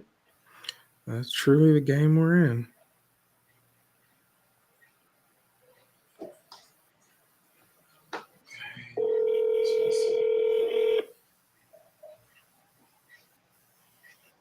Your call has been forwarded. Can't get them One on. more. If I might, if I get someone on the phone, I may have to be like, hey, what's the name of your company real quick or whatnot. If you want to throw it in the private chat, that way I don't have to. Your call has been forwarded to. Tell them devoted buyers. Devoted by Alias names. Amor, por favor, organizarme un café. Un ratito. And my girl make me some Colombian coffee. Your call has.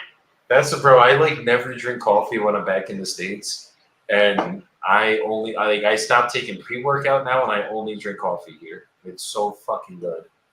That's how it works. You know what? This is a good market. I've done a deal there before.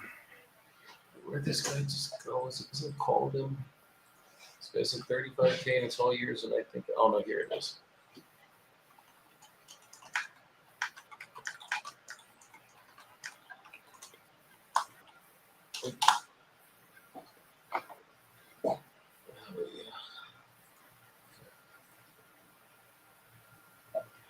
Oh, Jacksonville. Let's go.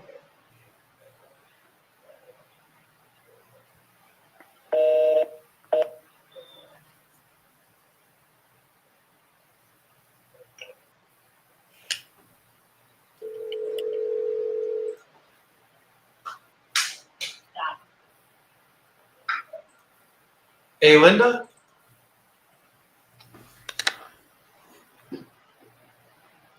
Hello?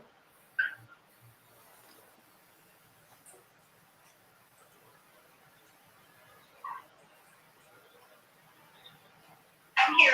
Oh, hey, Linda, this is Joey. I think we were texting about your property in Jacksonville.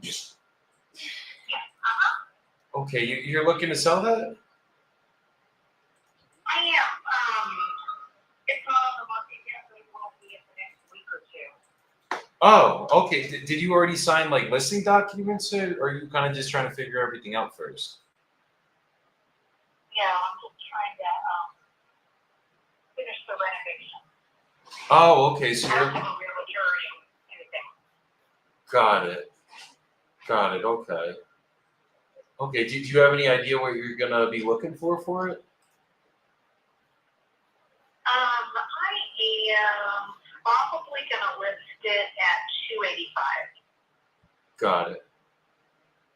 Got it. Got it. Was this a flip for you, or this is like a primary residence? Yes, the flip. Oh, okay. Understood. Okay, I'm probably not going to be your buyer then. Honestly, if this was a flip for you, I'm an investor myself. Um, so, Okay. so I mean, to pay, I'm guessing you're going to obviously be looking for retail value. I see you literally just purchased it for 210. I know you're going to want to make some money on it. I don't think that would be a good fit for either of us. Yeah. Are you looking for unrenovated property? Yeah. Do you have any others you're looking to sell that aren't renovated yet? No, but future reference. Say it again. I said no, but future reference. Yeah. I can give you mine. Yeah, if you ever get stuff that aren't fully renovated, I mean, I'm usually looking for value add projects, and I also wholesale myself, so maybe I can find you your next deal as well. Okay, well, thank you so much for the call. Absolutely, absolutely. And do you just buy in Jacksonville? Yeah. Okay, okay. And just flips, or you'll do holds? Like, what is your strategy usually? What's that? Do you just do flips, or will you also do like buy and holds? What is typically your strategy? All of the above. Oh, okay. How long you been doing it for? Let's see, probably 4 years now. 4 years. Okay. Has it been a good experience so far? Yes, it has. Never a dull moment. that is an understatement. Yeah. Absolutely. Okay. All right. Well, I better get going back to work, but thank you for the call. Thanks for your time today, Linda. You take care. You too. Bye-bye. Who knows, guys? I might turn into a buyer lead right there. Only does Jacksonville. I was going to try to push her a little bit further, but she was like trying to rush me off, and probably could have got the rest of the information. If Mauricio, if you're watching this, I don't want to fucking hear it. I know I should have pushed her a little bit further, but sometimes you guys got to milk every single lead for what it's worth. Like, you never. I'll give you guys the best example, actually. I locked up a contract on Tuesday. This is a contract in Baltimore.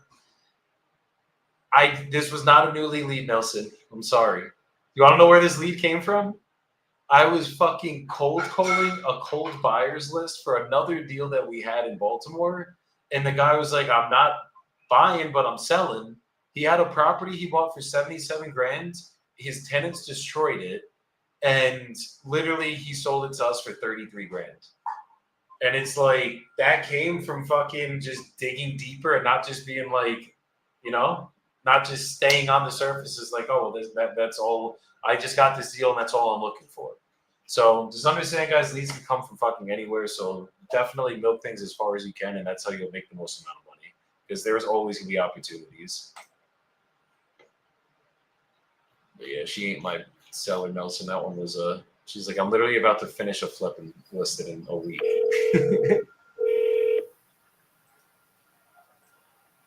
Where we at?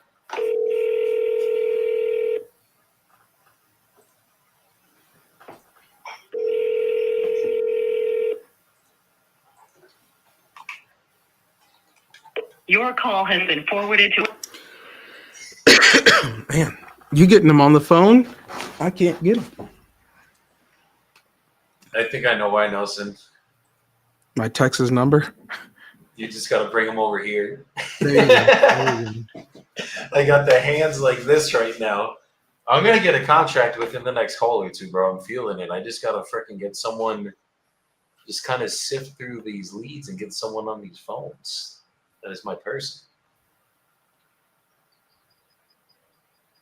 Let's go. It's 900K for property in Raleigh, North Carolina. Let's see this.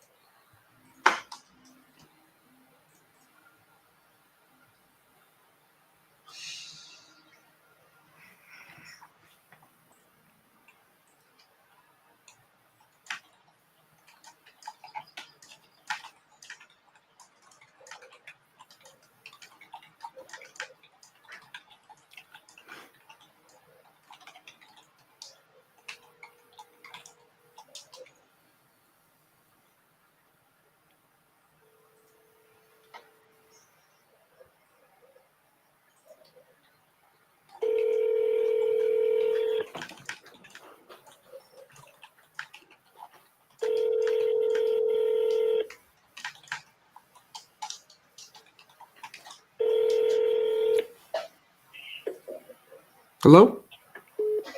Uh-oh, we got him. If we get him on the phone, we'll call him back. You know what happens when you have all these missed calls and you're not doing like dialing anymore? My phone's gonna be blowing up later on. I know. It's like second you get off the live, like you just. Oh, second I get off the line, just somebody call this number. It's like, yep, that was me. Mauricio, the Dispo King himself. What is good? Let's get some of these fucking deals moved.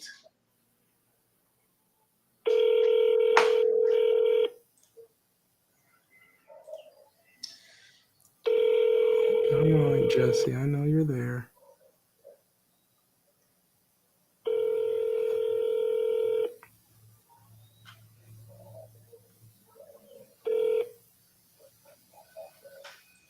Please leave your message.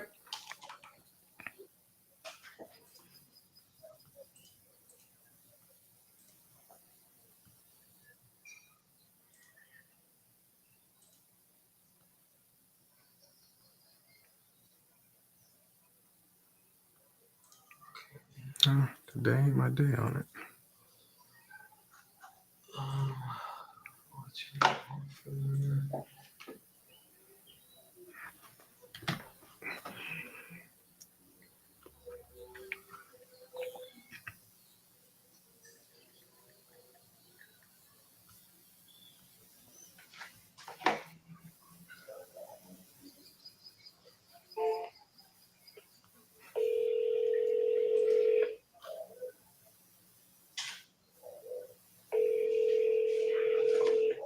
Gracias. Esas direcciones que me mandaron, yo no sé dónde busco eso. ¿Dónde las busco? Hello, Hey, Andrew. this is Andrew. Hey, this is Joey. I think you were texting Mary about your property, the one in Lebanon. Yeah, they sent me a text and asked about selling. I was asking what the offer was. Okay, is it something you're actually looking to sell? I could get you an offer by the end of this call. Yeah, I'm looking to sell it, but it's not going to be till mid-July because I have people in there. Oh, okay. I mean, it's May, so it's only 2 months. Usually I could get it closed out in about 60, 90 days if that works. Okay, cool. Yeah. Do you know how much you're looking to get for it? I was asking for 140. Wait, Andrew, say that one more time. You were breaking up. I'm sorry. 140. 140 grand for it. Okay. Okay. If I could get you a number that made you happy, and obviously we can close in your time frame, is it something you'd be ready to get going on right now? Yep. Okay. Perfect. And are you the only one on the deed, or is there anyone else that would have to be here for this call? No, nobody else is on the deed. No one else is on it. Perfect. Okay. Okay, so just a little bit about how my process works.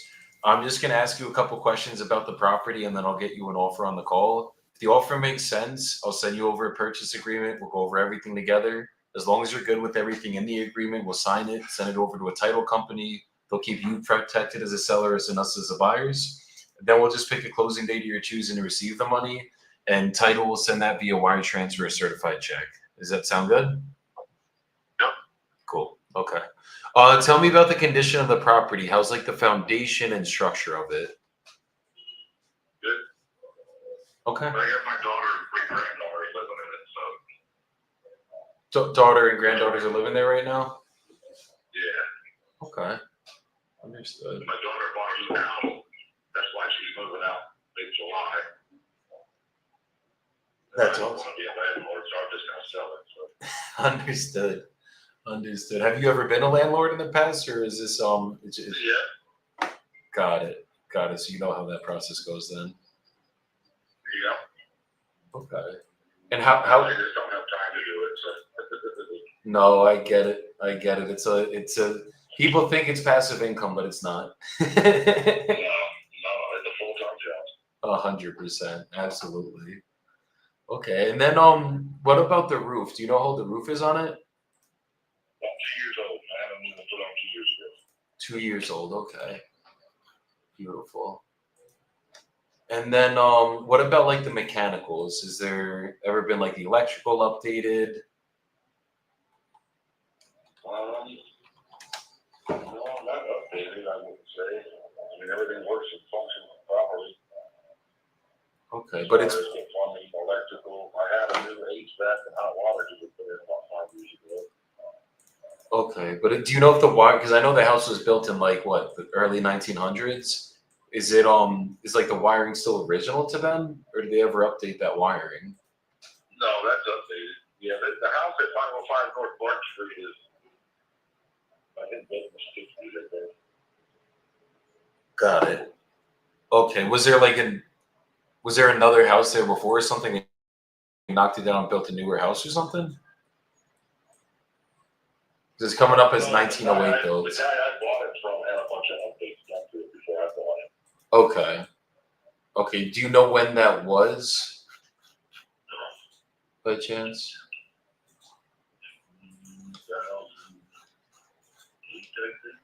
Okay, so like they probably did the wiring, like everything in 08? Right. Okay, do you know about the plumbing? Yeah, it's all good too. Okay, so did they do like a full gut basically in 08? I think they did. Okay. It was, you know, I mean, it was in good shape. I actually bought 2 houses on the same street I bought one when I saw them out with my daughter. Oh wow, okay. My son was actually moved away. My daughter moved into that one, and then I put my parents in the other one. That's insane. You're a good son and a good dad. Most people would not do that for their kids. No, not at all. I'm built different though. So No, I was in a position to help, so I did. 100%. No, that's what I'm trying to build right now for when I have kids. I can do the same exact thing. That's right, man. Hard enough in the world, so. No, absolutely. Absolutely. Make those things at least a little bit easier on them. You got it. Definitely. They had to work for it, trust me. What'd you have Give them? it to them. They have to work for it. So What'd you have them do in terms of work to get the houses? they had to do certain levels of education. They had to maintain a certain credit score. They had to maintain a certain amount of money in the bank at all times. Had to invest a certain amount. So I made sure I got them on the right track. If I died tomorrow, they take care of it. No, that's the way you got to do it because a lot of people would just get them the house, but they wouldn't teach them the skills. And then it's like literally, if you die tomorrow, then there's nothing. They don't have the skills; they just have the house, and now they literally have to learn everything on their own again. So that's the way to do it for a fact. Yep. No, I respect that a lot. Definitely. And then on the, did you say the AC was updated too? I'm sorry, in 08? About 5 years ago, I had AC and hot water heater put in. Okay, 5 years ago.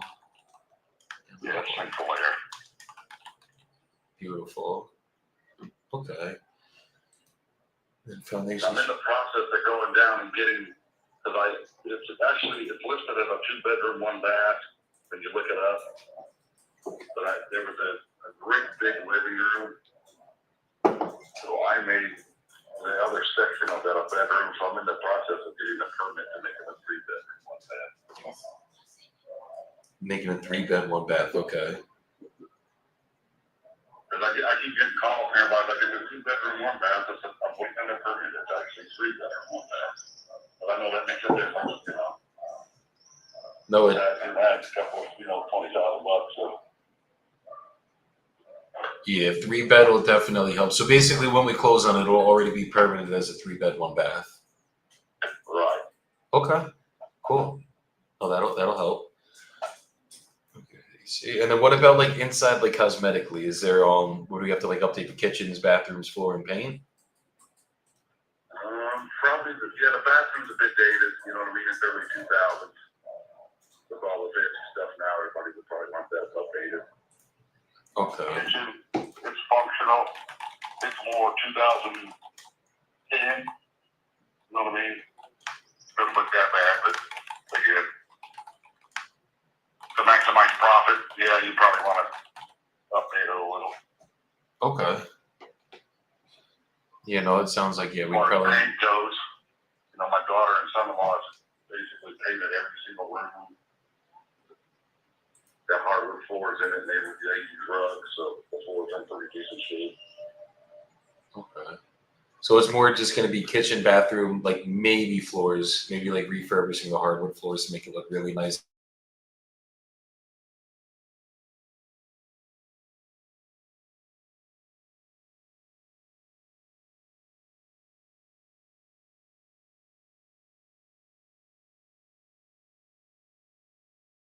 I think we might have lost Joey there for a second. See if he comes back.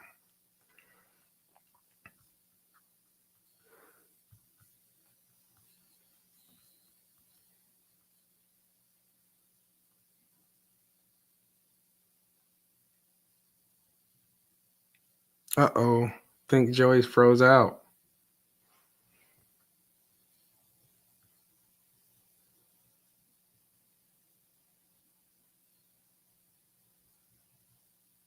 Uh-oh. All right, we'll give him a little minute. I know he's on the phone, so no, there he goes. All right, so it's just me on the live now. Thank you, Joey. All right, guys. Well, we'll see if we can get him back in here. I don't have a show to put on for you like Joey does. Joey's in the middle of closing something.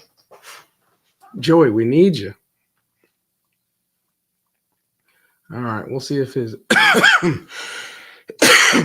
gosh, his internet will get back on so that he can make it back in here. Gosh, Lee, even if I get a seller on the phone today, I'll be choking and dying. All right, the man's back. The man, the myth, the legend. Okay. Wait, I'm sorry, Andrew. Say that one more time. It was like breaking up the last second. I said I'd rather sell it to someone and let them make $50,000. Oh, no, I appreciate that. As long as I can make something on it, then I mean, we'll get this deal done right now. Numbers just got to be there. We'll be good. The house next door sold a couple months ago for $312, and it's back on the market for $324. But that guy put over $100,000 in that house. Really? Yeah, because that house was garbage, bro. They should have tore it down and rebuilt a brand new one, but he didn't. He basically just gutted it and started over. Put 150, 160,000 in this thing like an idiot. So Jeez. I had a he's never gonna get 324 out of it, brother. He's just not. The best he's probably gonna do is around 230 for it. But he's gonna lose on that house all day. jeez. Yeah, I know some guys that were doing stuff like that, and I'm like, why are you putting this much freaking money into these things? We had one in this was in North Carolina. The guy was like, he was already 120 in. And I was like, so how much more are we gonna have to put in? He's like 80 grand. I'm like, 80 grand? It was like a 1200 or no, it was 120 deep. No way. I'm like, bro, where did you put your money? Like, you got like diamond plated toilet seats, or like, what's going on? Exactly. What is happening here? Yeah, dude, 40 in a house and split it, dude. There's something going on.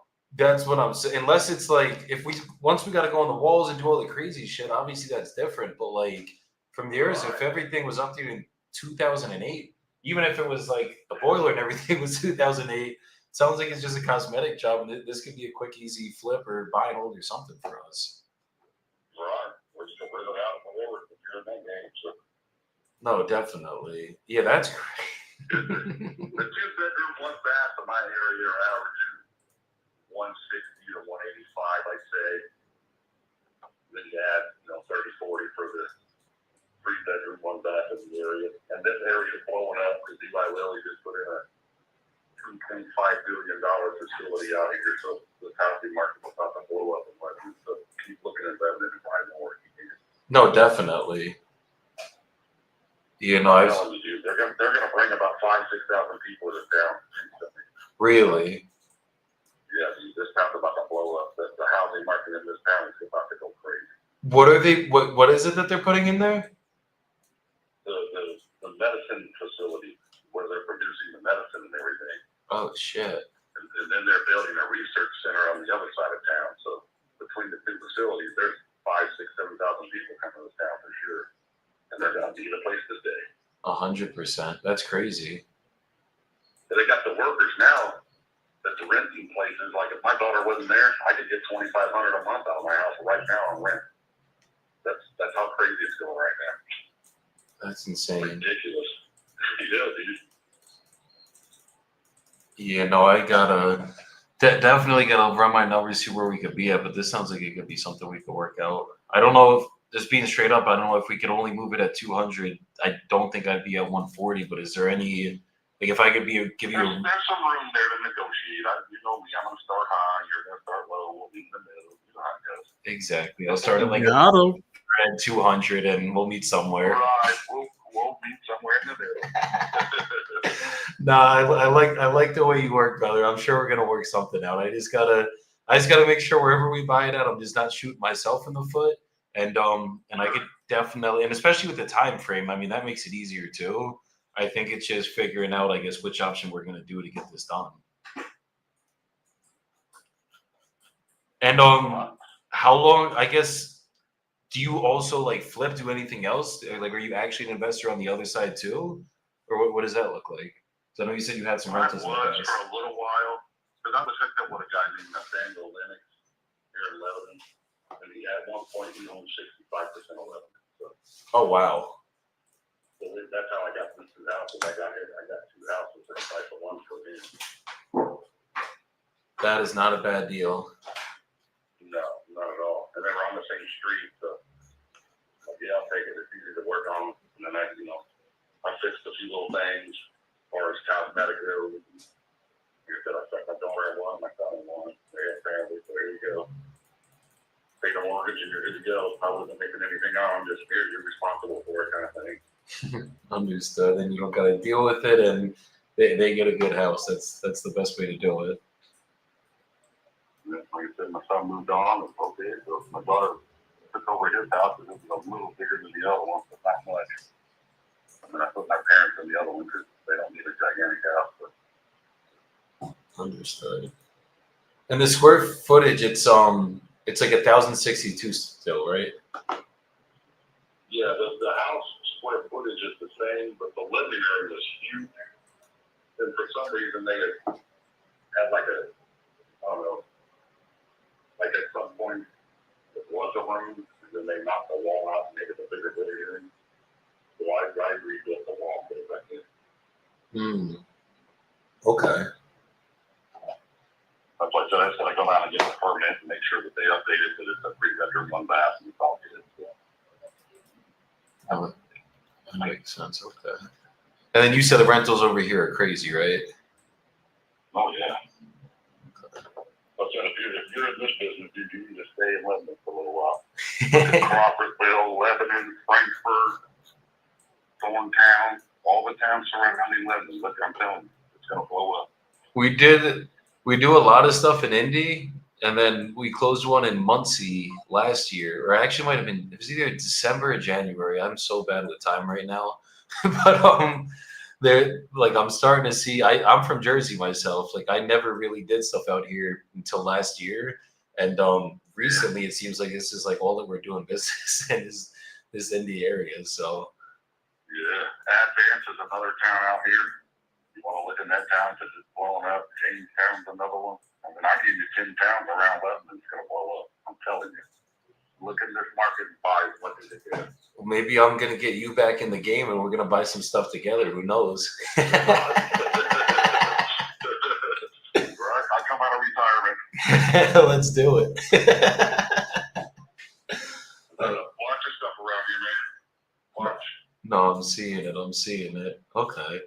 So let me give me literally 1 minute. I'm just like looking at the comps really quick, just trying to see really what we'd have to do, where we'd have to be. I guess where just really quick before I put you on hold, where do you think, I guess like numbers wise, because you obviously know this area a little bit better than me, everything. Where do you think, I guess, on the rehab I'd really have to put in? Like, do you think like 20, 30 grand, something like that would get the job done to get something in the 200s? Yeah, I'd say 20 to 30. That's a fair estimate. Okay, like 40 is like pushing it, you think? Oh, yeah, 40 would be, yeah, you're really going up and beyond the 40 for sure. Okay.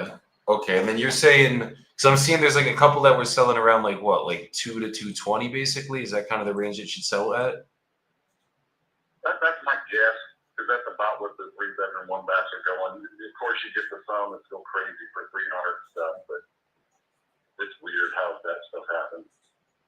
Yeah, no. 2-bedroom, 1 bath are popping for, 160, 185 in that range on the daily.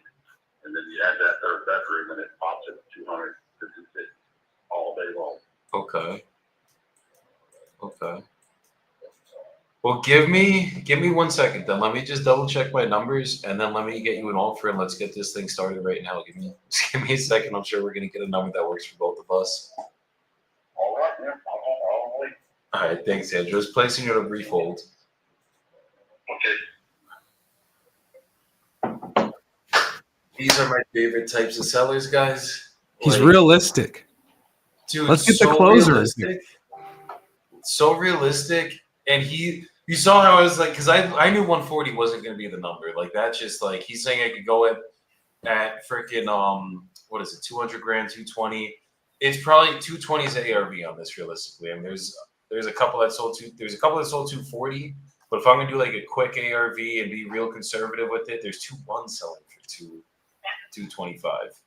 So it's probably going to be The crazy thing is 240 is already not really a horrible place to land at.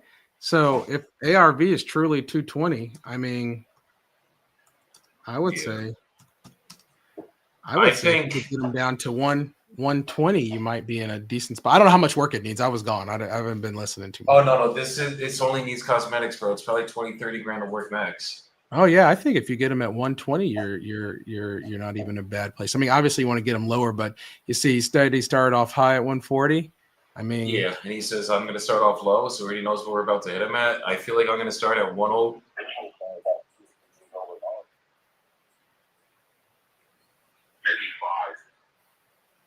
It ain't much older than that. Sometimes they give you the sauce, guys. yeah.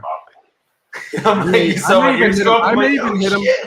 I may even hit him with like one of these. Well, you said you're going to start high. I said I'm going to start low. So you already know I'm coming in low. What do you think my number is?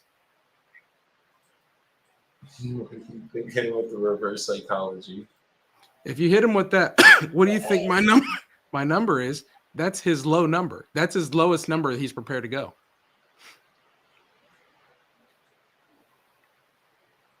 I'm thinking we could probably move this at. I think we could probably move this at like 130, 135, like 140 probably the most.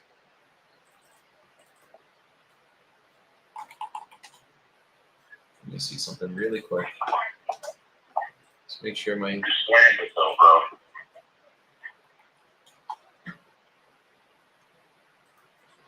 This is the art of negotiation, guys.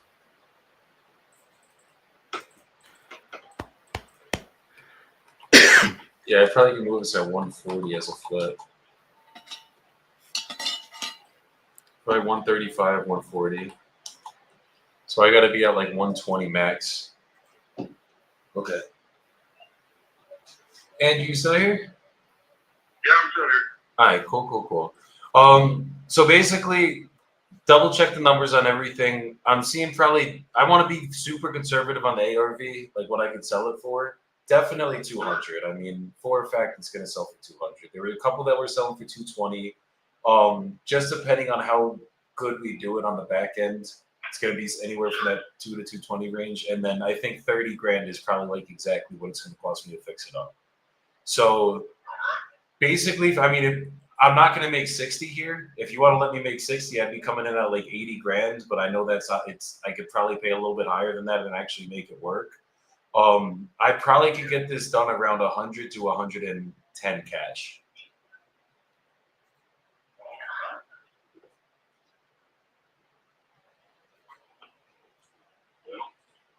I'll just discuss things with my wife. And then call me back tomorrow. Have you and your wife talked like bottom line yet or anything like that? No, this kind of just popped up, so. Okay, so I guess at that 110, is that a number you think we could actually get this done at? It's a good possibility.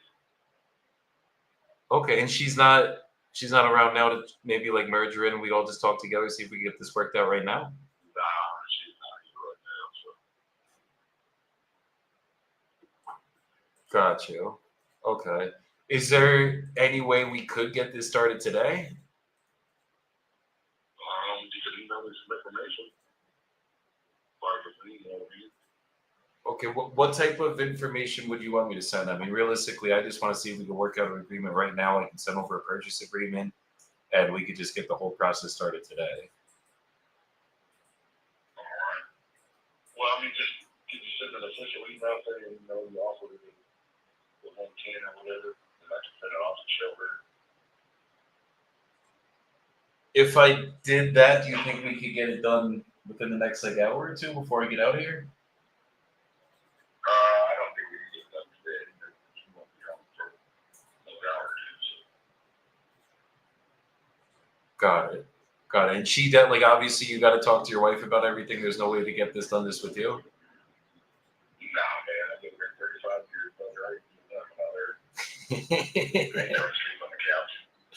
I don't want you sleeping on the couch either, brother. I don't want my girl putting me out either. So I get it. Yeah, man. Okay, because typically once I send the offer, what a lot of other people do is obviously they'll go call everyone else in the area, be like, "Yo, I got an offer at 110," and then try to price me out and shout me out.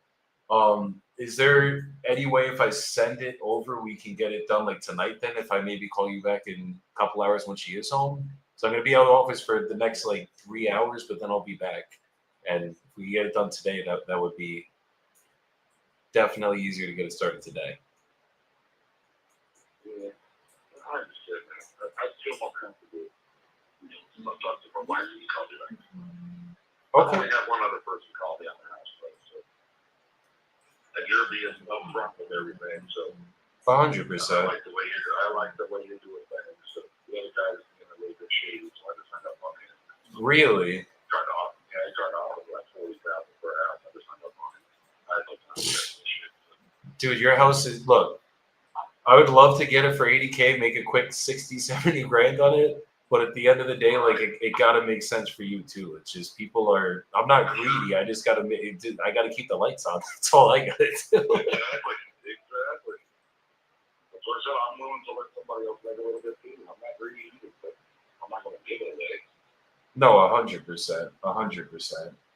No, I don't definitely. like to be a landlord, but I'll go back to being one if I have to. No, me and you are working this hour. You're not gonna be a landlord. That's right. Okay, so if you could just do me the solid, just don't sign anything until I call you tomorrow morning. That's all I ask. And Yeah, what? no, nothing like that's going to happen, but if you do that, call me tomorrow afternoon. We'll go to there for sure. We can get a little time to talk about that. Yeah, no, go talk to your wife, get everything figured out on that end, and then I'll circle back. I guess would it be okay if I circle back tomorrow around like 12, 1 o'clock? Yeah, that'd be fine. Okay. Okay, perfect. And do you need me to send the email, or is it? Do you just want to go talk to her, tell her the number? I'll just talk to you and stuff. Okay, let her know, and then I'll get it. Where's you at in Jersey, bro? So, long story short, I live in Columbia full time now, the country. Right. I'm from West Orange, New Jersey, which is Do you know New Jersey at all? Yeah, we go to Hackensack. Ah, Lido's in Hackensack is some of the best pizza. Yeah, we deliver cancer medicine. Re- So we go to the hospitals and the cancer research center and deliver the medicine to Hackensack the whole time. So, Oh, that's amazing. So that's what you got. That's basically what you guys do for business. yeah, I had a business over 2019 because I wanted to retire to die, and I got bored, so we got to deliver cancer medicine. That's amazing. Very rewarding job. So. No, absolutely. Ironically enough, I have 3 properties that we're getting done right now, and all 3 of them have cancer, and it's all very unfortunate situations. But we're actually able to help all 3 of them. It's just been these have been heart pullers. Like it's been rough, but I'm glad I'm at least able to help them get the houses done because they were all 3 of them honestly weren't looking like we were going to be able to close on them, and then last minute everything ended up working out. It was like God was on our side for them. It was freaking insane. Absolutely. Yeah. Absolutely. Got it good, man. Got it good. He definitely is, brother. It is a fact. I mean, it was like I was literally losing sleep at night over these deals, and it was like the next day I was like saying prayers and everything, and it freaking came together. Like, please come through for sure. And it all worked out, and I mean, it worked out, brother. no, I appreciate it, brother. One we're closing on Monday. The other one's like another week and a half, and then the other one, once I get off this call, I gotta get everything finalized with them by like tonight, and then that one will be closing the next like month. So just thank God everything's working out. Awesome. Yeah, man. But you're okay with the closing in July sometime? yeah, closing in July is fine. I mean, obviously, I want to get everything done quick, I but gotta give my daughter time to do her stuff. no, it's your family, bro. I'm not here to uproot people from their lives or homes or anything. But if anything, it gives me enough time to get everything squared away on my end on the finance side. Because typically I raise money for everything. I also work with other investors, give deals to other investors too sometimes. But regardless, we'll be able to get this thing done. Everything will be finalized within the next couple of weeks, and then we'll be absolutely able to close by July for you. Okay, cool. Yeah, we'll get this thing done. All right, sounds good, man. Okay, let me talk to her, and I'll wait for your call tomorrow between 12 and 1. Okay, perfect. I appreciate you, Andrew. And your name again? My name's Joey Bibble. I'm gonna shoot you a text from my cell phone too, just so you have my cell number as well. Okay. Thanks. Yeah. And any questions, anything you need, just hit me up, bro. All right, sounds good, man. All right, you take care. All right, thanks, Joe. You too. Thanks, Andrew. Bye-bye. Bye-bye. So, Done deal. done deal. I'm like, I know the contract's not signed yet, guys, and like I'm the one that's like, if you don't You guys- close them on the call, it's not a deal. But That's Joey's mindset. The rapport, dude. I had my very first deal. I built the rapport so good. A wholesaler that knew the property, and he knew that I got it for 90 when he was getting it for like 120 and it was worth 400. He called the seller and was like, He's ripping you off. Don't do this. Deal with him. And I had built rapport with this lady for so long. She called me. I was like, yeah, this guy called me, but look, I don't care. She told me this exact words. I don't care how you get this deal done as long as it's legal. I'm going to work with you. So you built the rapport, buddy, and you can't beat that. Rapport can't be beaten sometimes, even by price. That's what I'm saying. My bad. I'm calling him as well, but bro, it's like No, you're good. with that level of rapport, yeah, make you call your seller. I'm on transfer you, live right now. You okay? What's and wrong? then we gonna be good. We gonna be good. I'm fine. Love you. Love you. Bye. I wasn't sure that was like that. I was like, let me mute him really quick. No, dude, It's like I'm good.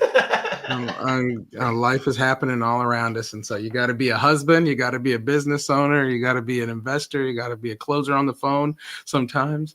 Nah, that was a good one, dude. I think you pushed and pushed, and you stopped right at the perfect point. He's got, he like you said, only 2 other people called him. He's not going anywhere most likely. And honestly, I thought you went too low with the 110, but that's what happens. He said it's a possibility. You were already Shoot your shot. You were already making $5,000 at 140. Probably. He was already ready to go to 120. So 110 for him is probably thinking, that's 10 grand less. I can get it over with. I like the guy. Let's make it happen. Worst case, he'll come to you and say 115 or 120, and you're already in the money. That's what I'm saying. And it's like, shoot your shot, guys, because like fucking I could have easily been like I was going to say 110 to 115, and I'm like, why would I not start lower? Like at the end of the day, this is investing, and we are in negotiations. And the lower you go, the lower they will go, and then the better the deal you have, and the higher likelihood you are of closing it. Like it's so funny because a lot of people are like, they try to go for like a 30, 40, 50 grand fee. I just try to go for what's going to get it done, and then I end up making a 30 grand fee. And I think that's the difference. Like, instead of chasing the big money, just chase getting the closings, and the closings are going to come, guys. It's how it goes. And then I'm not even just closings are going to come. The big fees are going to come through the volume. And that's really how this business is. But let me just send him the text. That's good stuff, man. Joey's the closer. Closings look a lot of different ways. Build the rapport, get them on the phone, schedule the next call, have some commonalities, make it happen. We make it happen, man. Tyler Osborne said he's locking up 4 in Texas now and seller finance over 20 years. Hey, Nice work. let's get it, Tyler, bro. I fucking love that shit. Call back Andrew. Oh yeah, definitely was recording that. So that's getting popped. What's up? I said just the call you just did. I said definitely was recording that. So that's getting cut up. Oh, bro. Let me just put this in my calendar so I don't lose my train of thought. And then I kind of want to break that down for everyone really quick too, because there was some shit on there that I don't know if anyone noticed at the beginning of the call. And then there was a moment where everything changed on the call. And I want to just kind of go over that because there's a strategy I did on there that is a very basic sales strategy. But at the end of the day, you gotta use it. So let me break it down. Let me just triple check. Hold on. Got the date for tomorrow. Call back. I got the alert. We're good. All right. So check it out, guys. If you heard his tone at the beginning of that call, he was like not having any of it. Like literally let me see if I have the call recording already, because if I could play this for you guys, that would be a good little education moment for everyone. But we started off that call with him being very cold. Like there was no he was not fucking with the boy at first at all. And if you guys heard the way that I did my upfront agreement, like when I tell them about the process, I want to see if you guys listen back to live, whatever. Listen to my tone. Like I was very cold, I was very serious, and I was very short and to the point because he had a little bit of a red personality. So I did what's called mirroring him, guys. That's the little sales technique I did. And I basically just I listened to his tone, and I do this naturally now because I've been doing this shit for so long. This is something you guys will have to be conscious of as you do the business. But I heard his tone, and he was just like, "You heard him, guys? He's like 140. Yeah, I guess. Yeah, we'll see how this goes." Like that's kind of how he started. And then I'm like, "Look, so the way my process works is I'm going to ask you a couple questions about the property, then I'm going to get you an offer on this call." Like I went cold with him, and by the end of it, he literally opened up like everything. Like that was like the turning point in the call right there, was when I went at him a little bit hard, and then I was like, "So tell me about the condition." And he just starts going, and he's like, "Well, my daughter lives in there," blah blah, and he like slowly starts freaking opening up, and that was it. Wait, hold on. He texted me back one more time. He's like, And I always think a good sign is when you make it real for them and they're not scared and they're not running off, right? Everybody's going to have something. They're going to talk to their wife or whatever. There's almost a ladder to it. Talk to my attorney, whatever. Talk to my wife is there's no last step after that unless they just throw something. But you made it real for him and he didn't run away, right? He's ready. Hey, call me tomorrow. Call me. He told you, call me between 12 and 1 tomorrow. And whatever. So, he's ready. He knows. He's already prepared in his mind to sell it. He's found his person probably in his mind. And now it's just going through the process. And I know everybody wants to get the one call close, the one call contract. And those are awesome when they happen. But building a rapport with somebody and getting it done, it's not a bad way to go about it either. You're building on it. Because I'll be honest with you, sometimes you get somebody on the phone and they sign a contract right away, and then they go shop it, they go ghost on you, they go whatever. So things can happen in any field with it. So is it nice when they sign the contract on the first go? Yes, it is. Is it nice when they ghost you right after? No, it isn't. It doesn't always happen, but But this is also why, for me, if I'm sending out the contract, the likelihood of them signing is very high for me. Yeah. A lot of you guys that just send out contracts and you just let them off the phone, that's not okay. That's unacceptable to me. Sorry. But I agree. But at the end of the day, like that guy wasn't closed yet. I made the offer. He's like, "Okay, like I got to think about it. Let me talk to my wife. Wait, let me just send this text." And then he texts me back now. Like, I believe that he had, in this situation, I believe he had to talk to his wife, because in his mind, he was already prepared to accept 115 to 120. He has to talk to his wife because this is just a little bit underneath it, right? Had you hit him with that 90 kind of, in that range, it would have been a hang up. He would have went back cold on you.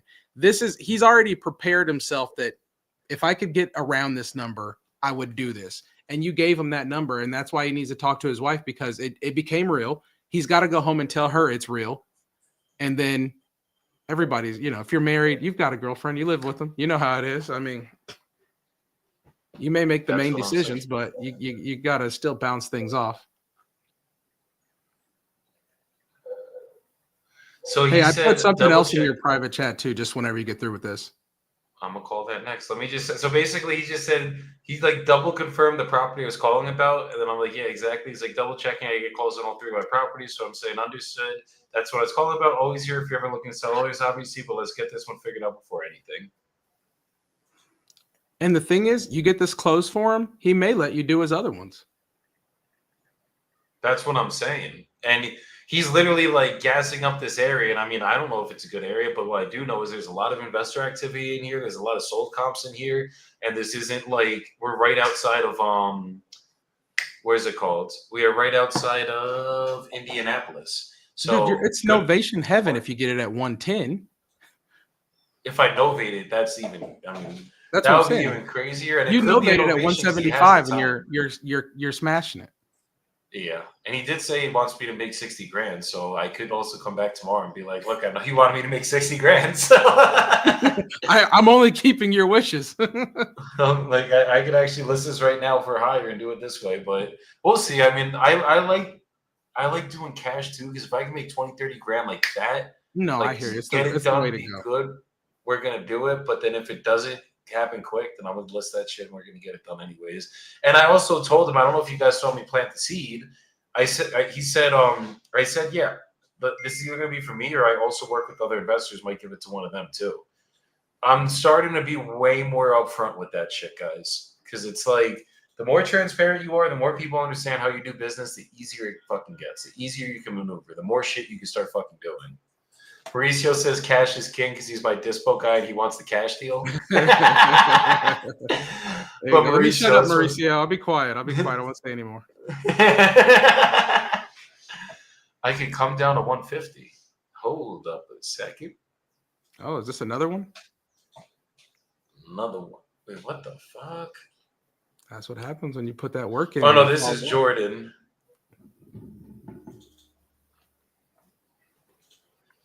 This is Jordan. Okay, Jordan's warming up one of his own right now. All right. Oh, hey, I'll be right back. I got you. I'm gonna look at this one you put in here. Oh, let's go. As Nelson's just putting the boys on today.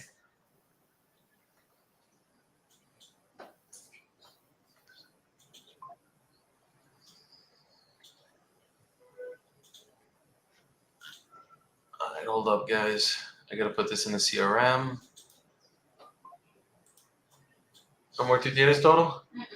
¿Qué tú necesitas? Entrar a esta pinche cosa que no me gusta. ¿Para qué? No puede hacer la lista. Ay, Dios míos. No me deja. No, mi amor, esto es... Ya estoy bloqueada. Okay, guys, give me 2 seconds. Let me help Cielo out with her Dame tu- computer. Pásame mi computadora.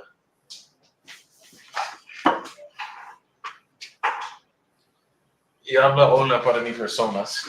Hola. ¿Cómo está? All right, guys, 2 seconds.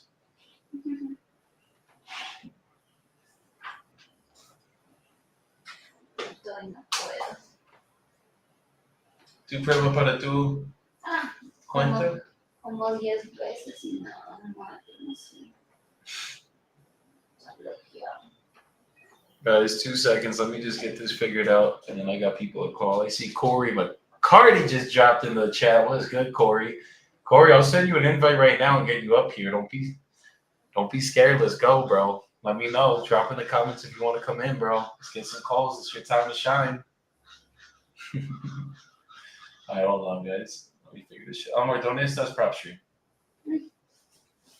En el suyo no, metes en mi correo, dice Tú Gmail. prueba en tuyos. Por eso, metes en mi correo.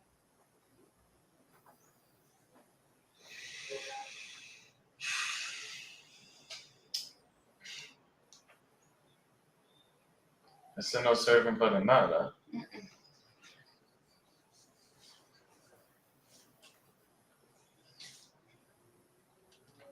Vamos por un minuto. No. Yo no investo left para ahora, mi amor, para enviar esos datos, porque ahora es no nada. Enviar una lista para Enes ahora. Necesito una lista para Enes, más personas. ¿Y cómo lo van a hacer? Mira Enes en mi página. Tejas. All right, guys, let me put this lead in and I'm going to start calling again. My girl blocked herself out of PropStream for right now, so off this, we got to figure that out. But let's get it. Let me get Andrew Key. You put him in the...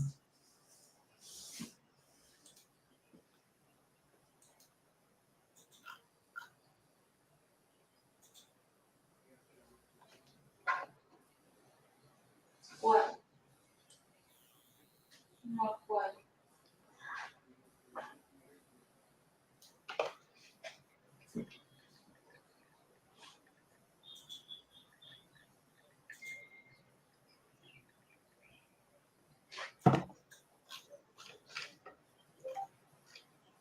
No.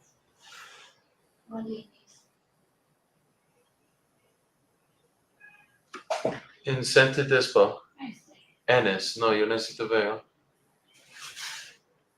Enes. E-N-N-I-S. Abajo. Eso, Kaufman. Eso, sí. All right, guys, let me add this person. ¿Cómo la voy a hacer? Si no tengo ese curso abierto. ¿Cómo me invento los datos? Digamos, ¿cómo me los voy a inventar si yo no tengo Prospe abierto? All right, guys. Dígame una razón. ¿Cómo me los invento? Ujú.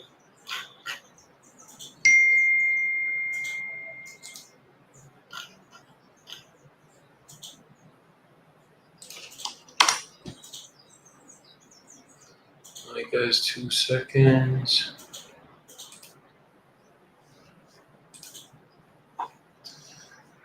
David Bell said, anything locked up yet? Yes, sir. I got one locked up yesterday in Detroit. Got locked up after the call, though, but it was posted on the story. It happened. I promise. Dígame, Oh. ¿cómo me los invento? Si no tengo esa cosa Prospe abierta. No, man, but you're in Investor Lift. Ah, ok.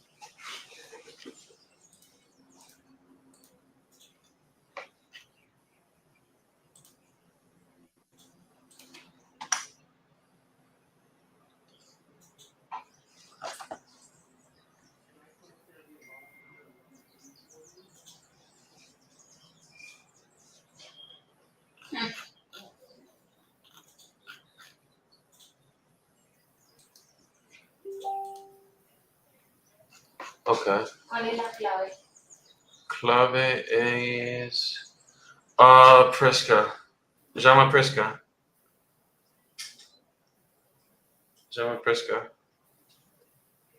Enviar aquí.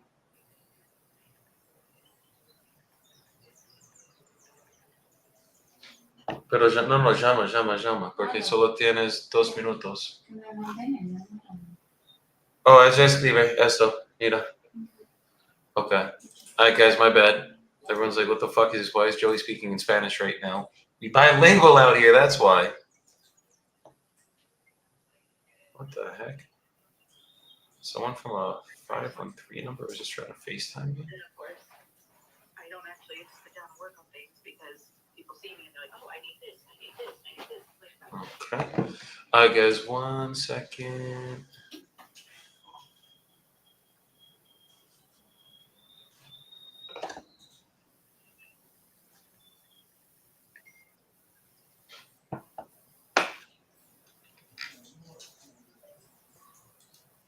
Alright, let me add this person, guys, and we can make another call. We're gonna get some more contracts. Chat.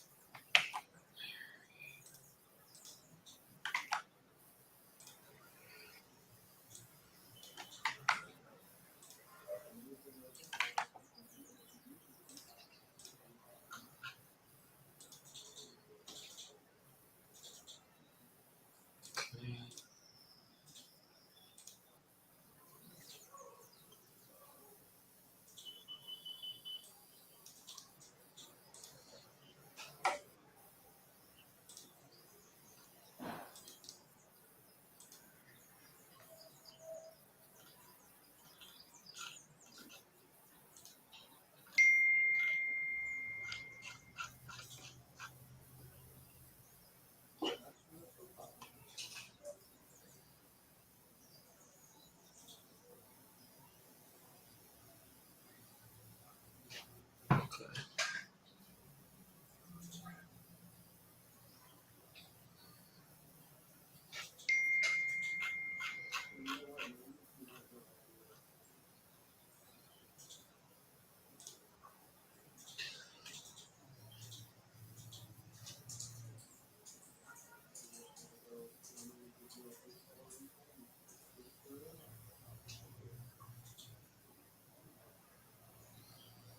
Alright, let's get it, guys.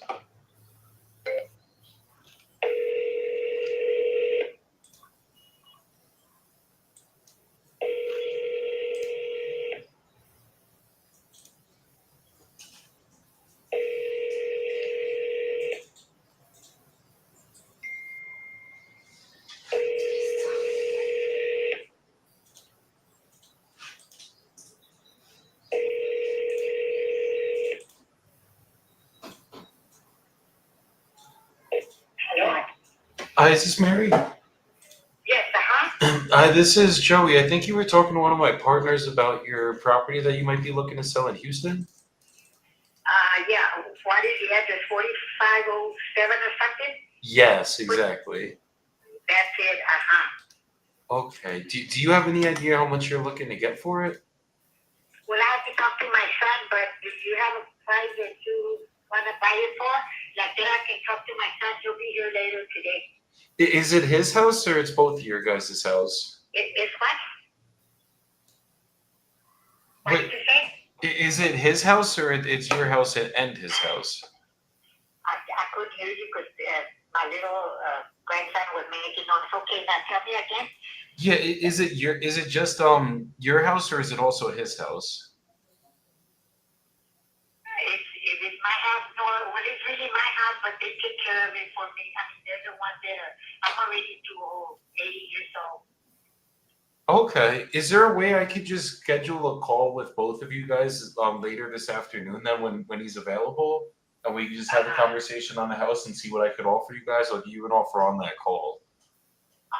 So you don't know how much you would offer for that, right? I will know when we get on that call because I'm basically just gonna go through some more questions.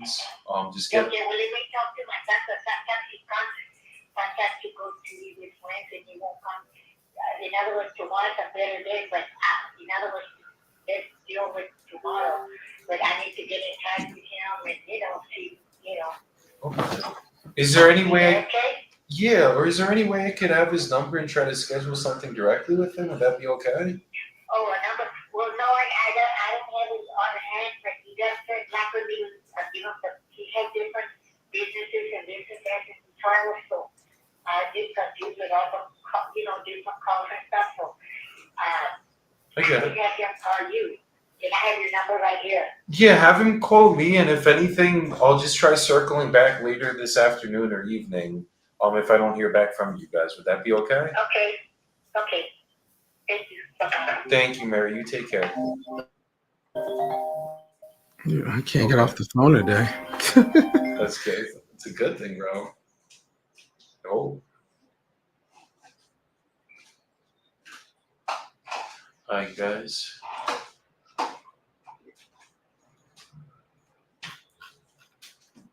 So I put her in an automation too, but it's probably not going to really help much because she sounds like she might not even be a texter. But that one, I mean, it could be a good lead. I don't know. We got to see. It's definitely ready to sell. We just got to get the son and her on the phone at the same time.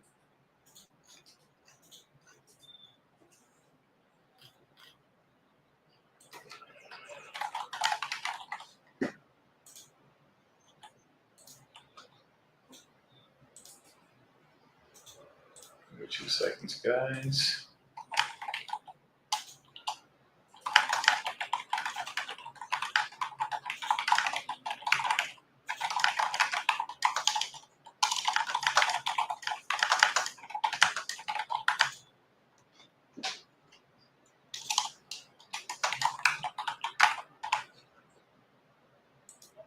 Let's get it.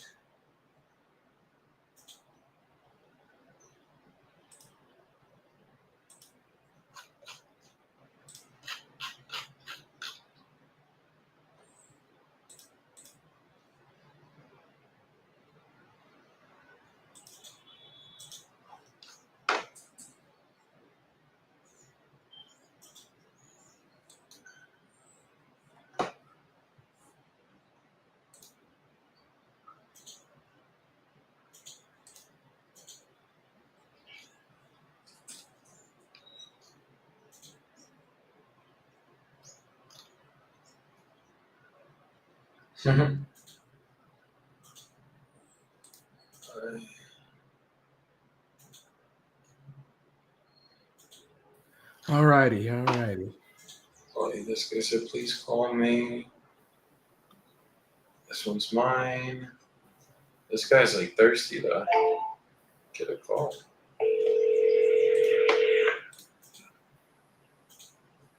Hello? Hey, Brett. Yeah.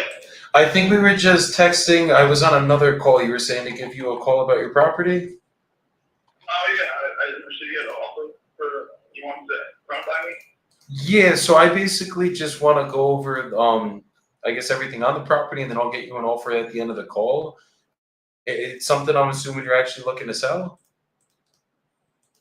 I mean, I had it for sale for a while, so somebody reached out to me, though, I thought it was somebody else, I don't know. But I guess you guys reached out to me and asked if I was still open to selling it. I said, yeah, I'm open to offers, and so I'm just responding to you guys reaching out to me, that's all.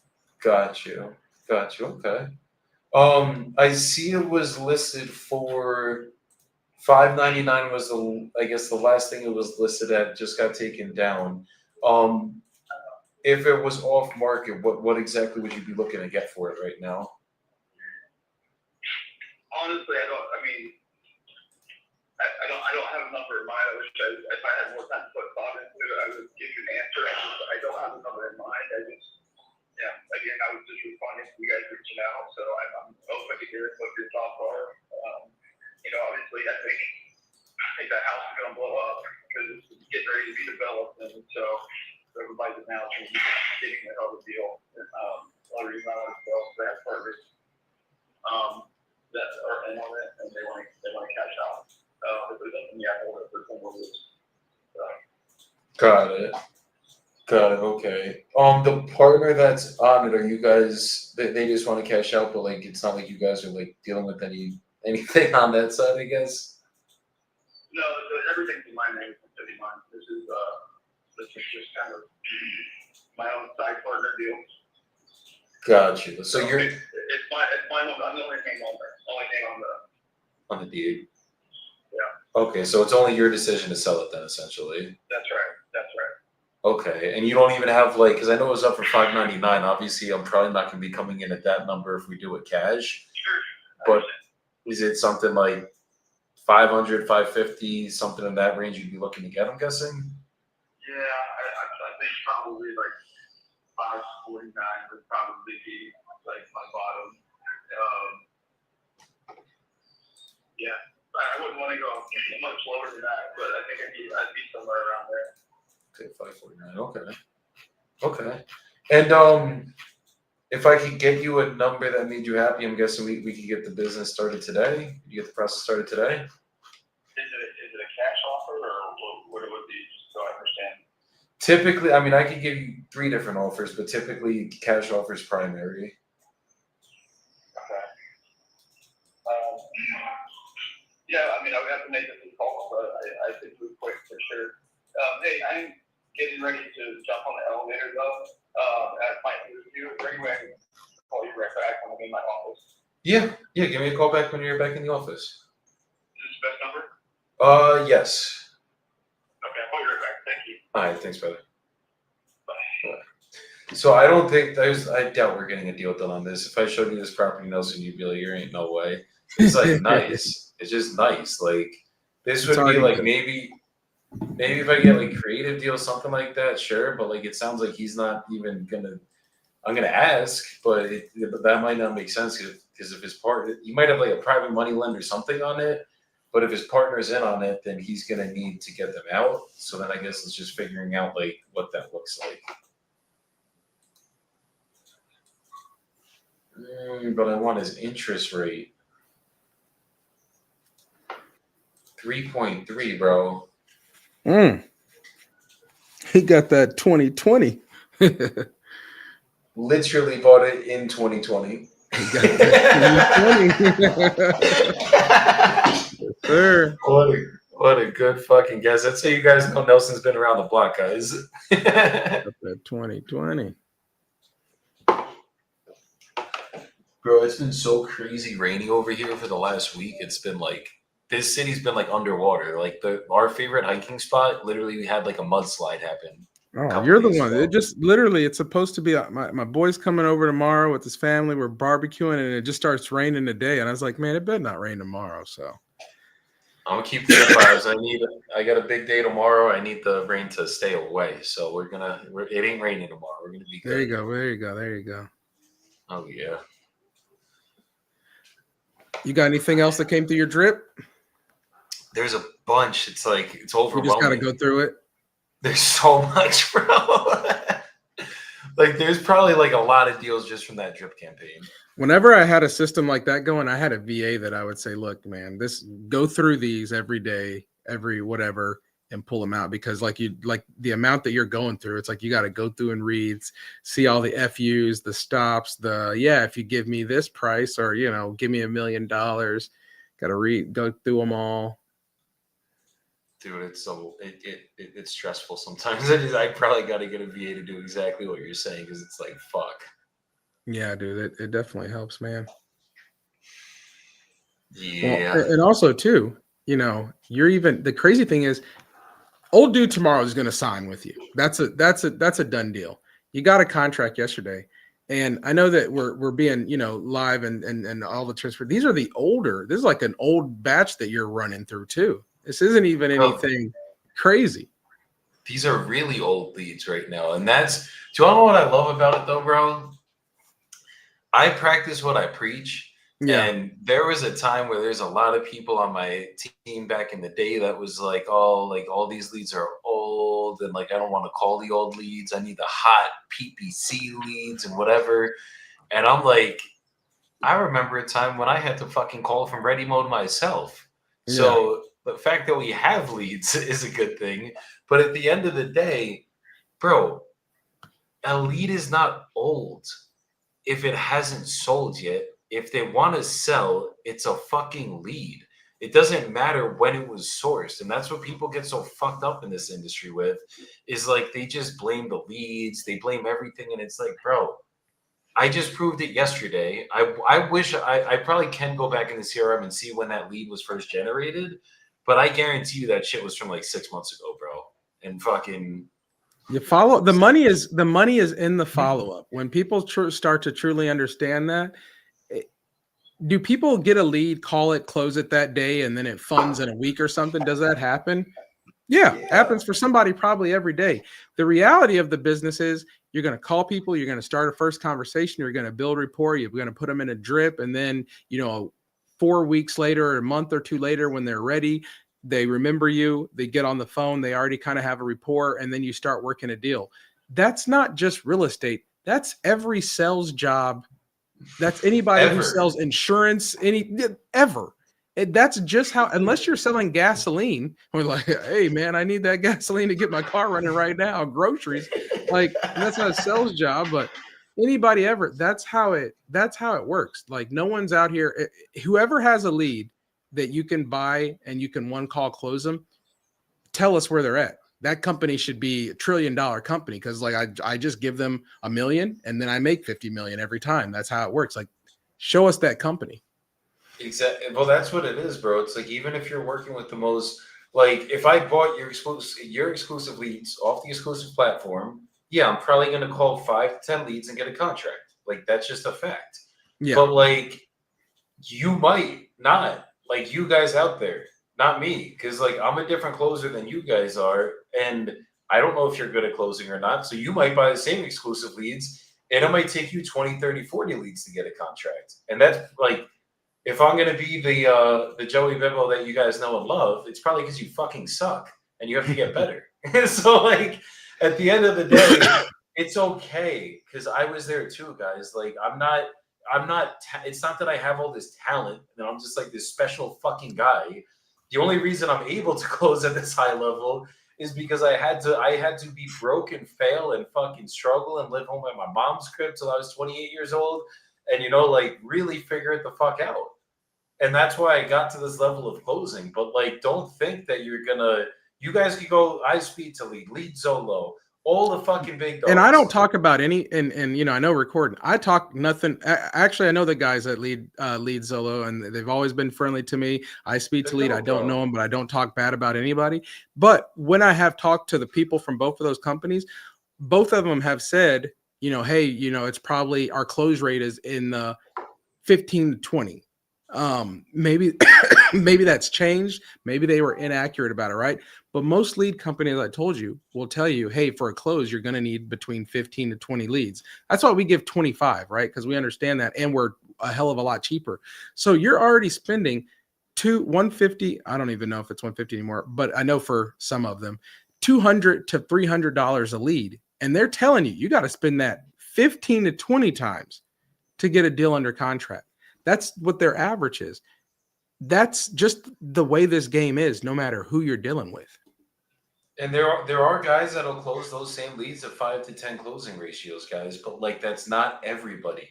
Like, literally, it's going to take some leads to close these deals, guys. And not only that, you might actually end up at a 5 to 10 close ratio after 3-4 months of closing these deals.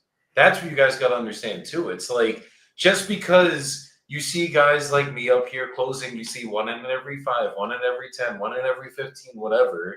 Like, that doesn't mean that's going to always be the ratio, because sometimes I might go by 5 to 10 to 15 I speed to leads or leads solo exclusive leads or Nelson's exclusive leads, regardless who it is. And I still might take 15, 20 leads on the first round to close it. But then after I keep doing it for 3 months, 6 months, a year, and I go back and look at my numbers, I might actually be back down to a 5 to 10 lead to close ratio, because I fucking actually gave the campaign the time that it needed to hit the true numbers. So it's like, just don't blame the leads, guys. Work with whoever the fuck you need to work with that's going to make sense. Nelson has leads where you're going to get a lot more people on the phone for a lot cheaper money for a fact. And then he has the expensive exclusive leads that you're going to pay more money and you're going to have to buy less leads to get more contracts. And it's like, as long as you guys understand that, and then you just stick with it consistently, you're going to get deals done. Like, I have guys, Nelson, you know me, I'm straight up about fucking everything. I got guys that were on Newly that it took them 2-3 months to close their first deal, to get their first contract sometimes. And it's like, okay, that means they had to fix the closing process. That means that maybe maybe that lead quality was so that it took them 3 months to close a deal. That marketing cost them $500 to close a deal. You show me where you could spend $500 and they would have gotten, I think that's 75 leads. You show me where you could spend $500 and get 75 leads. Not even just that. Show me $500 that you could turn into 10 grand. Fuck. Actually, there's a dude, Brixie is a guy that I just literally, it's funny we're having this conversation. He joined my Instagram live right now. I just seen his name pop up.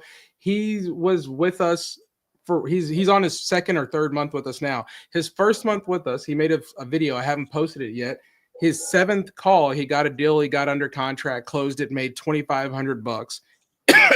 First wholesale deal ever. Every person is different, guys. Not every deal is going to be $10,000. Not every lead is going to be a close. Not every phone is going to pick up. Not every number is going to be right. No one's working in the perfect world. We're working in the law of averages, right? You got to call this 25 people. You should get 1 deal. He said, hey, second deal for $11,500.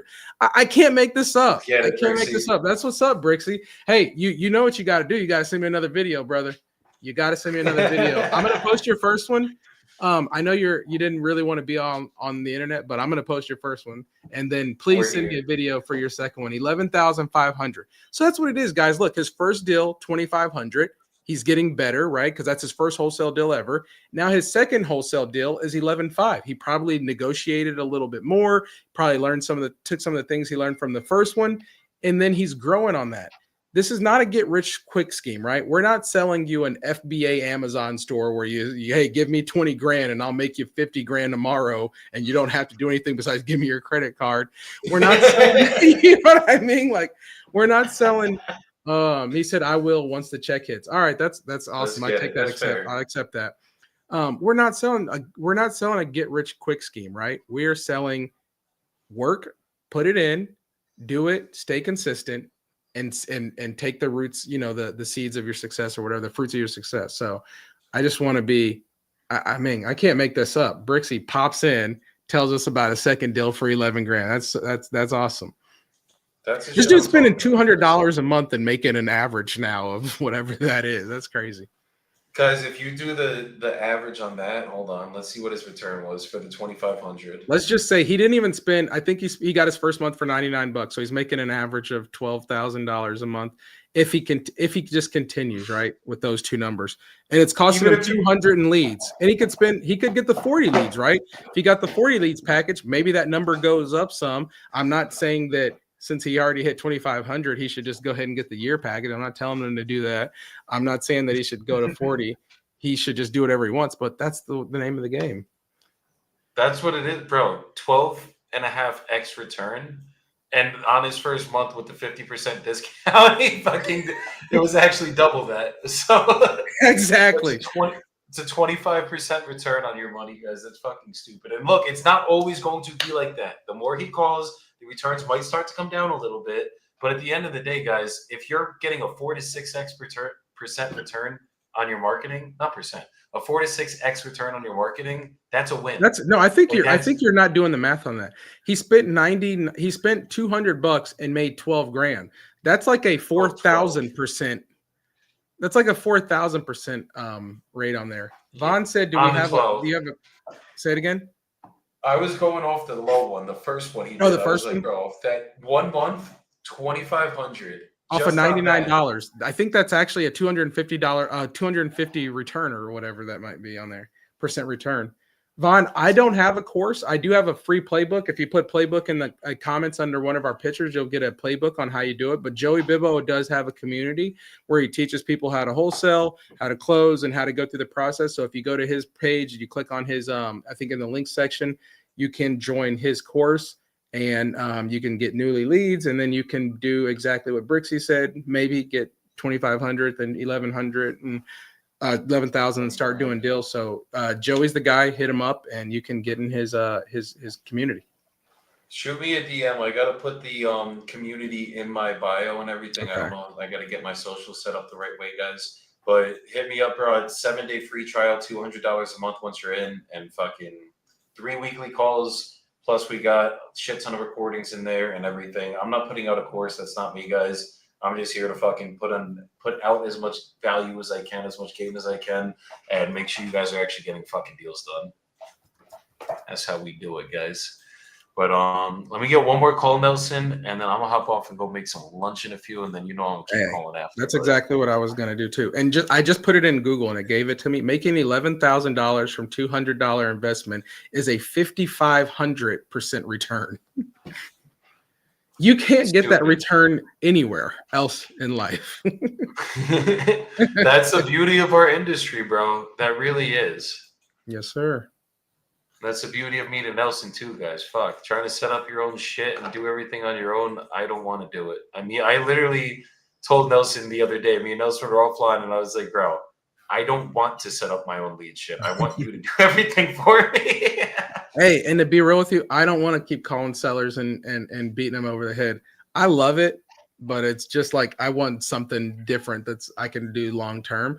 And that's the beautiful thing about this business. You make relationships, you build partnerships, you build authentic things, and they work and they help each other out, right? Joey gets leads, I get promotion, everybody's happy. We all fucking win, guys. We all win. Let's see if we can't make this last dial the one, though. This is the $100,000 deal. Brixie, thank you very much. And Vanta, no, thank you as well, man. Make sure if you're joining newly, you use code SHIRTLESS so you can get 50% off your first month. The shirtless closer. The shirtless closer strikes again. Well, you got one today. I mean, I know I truly believe that dude will sign. The crazy thing is you can't, if you averaged one contract a day for the next 90 days, and let's say you take Saturday and Sunday off, that's still like 60. That's still like 75 contracts you would have. I know. And I'm not going to average one a day, Nelson. We going to get that number up. Hey, that's even crazier, brother. You'll have the major leagues calling you saying, we got to hire this guy. I know, bro. And I ain't for sale, guys. So you can't buy me. There you go. Giles, let's see. I will take 130 for it.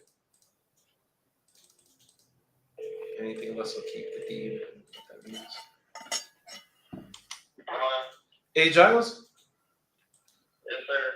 This is Joey. We were just texting about your property in Lumberton. Today or yesterday or? Something. It might have been yesterday. Oh, yes, sir. Yes, sir. You're looking to sell it right now? Okay. Might I ask you a question? Of course. What is the sudden? I mean, I have literally had 4 different companies call me in regard to this property this week. Now, Really? we have other property. We have other property that we get calls from time to time, spread all over everywhere, but never ever have had any interest in this property until Monday or maybe last week it started. So I'm just curious as what's going on in Lumberton to create the sudden demand for the house there. If I'm being honest with you, I just pay for marketing, and my marketing team had reached out to you, and I'm just always buying properties. So it's not like there's like a specific interest in your property specifically. I'm just looking for people that actually want to sell their homes, make them an offer, and see if we could do business kind of thing. It's not like Lumberton specifically is like my go-to market, if that makes sense. Right. Well, less than 60 minutes ago, I was on the phone with a lady with the same thing that wanted that property. And then there was somebody made an offer on it yesterday. So I was just like, just dumbfounded that was all of a sudden. But anyways, I think that if I told you before, I'll tell you what I told anybody else. $125,000 is what the house you're looking to get out of it. If that's what you're willing to put in it, we're willing to sell it. If not, then that's kind of where we are. Okay, but you are like actively looking to sell, or is it just because everyone's been reaching out kind of thing? No, it's $125,000 a buy, but actively looking for to sell it, it can sit there next year. It's not hurting either way. That's what I'm saying. You say, hey, I got $125,000 today. We know what your question is. I don't have a for sale sign in front of it. There's no for sale sign in front of it. No. It's a rental house, and Okay. it's one of the further rental houses that we have. There's no current person in it, so it's a good time to sell it, and instead of getting somebody in it, have to terminate the lease and all that good stuff. But it is for sale. Okay. But if somebody comes along and wants to rent it, and it ain't sold, then obviously going to recoup the revenue from that. But look into it, and get back with me. No, I mean I'm gonna make you an offer right now if you have time. I mean, is this a good time that we can speak? It's a good time to speak, but if your offer is not $125,000, it ain't an offer. If you're wasting your time, I'm wasting mine. Yeah, I mean, look, I'll pay what it's worth. Like I got, if 125 is the number that it's worth, I got no problem paying it for you.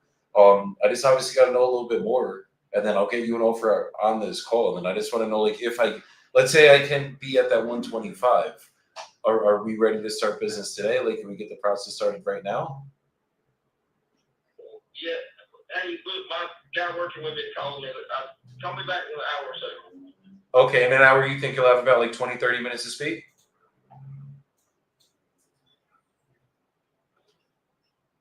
You already took the freaking call. All right, well, at least he wasn't lying there. Yeah. I think I don't know anything about the house. If it was a rental property, I found a comp that sold for 157, literally right down the street. That was an investor that buys rentals. And be at 125, guys. So His text said 130. So I know he just price dropped himself $5,000. I think if we're gonna haggle. you know the crazy thing is, with a guy like that, what you do is just ask a few questions. Say, look, you're the one that keeps telling me at 125 it'll work. 125. I buy properties all the time over there. So if 125 will work, I'm just going to send you the agreement and send it over to the title company, and we'll do it. And then just go from there, because he's already, He's basically closed, and this is one I probably don't have to haggle with. He just obviously no one's offered him it yet. Well, you're So like you were talking about earlier. You're mirroring him, right? All right. You got 125. Boom. Here's 125. It's on paper for you. Let's do it and knock it out. Exactly, bro. Yeah, it's wait, hold on.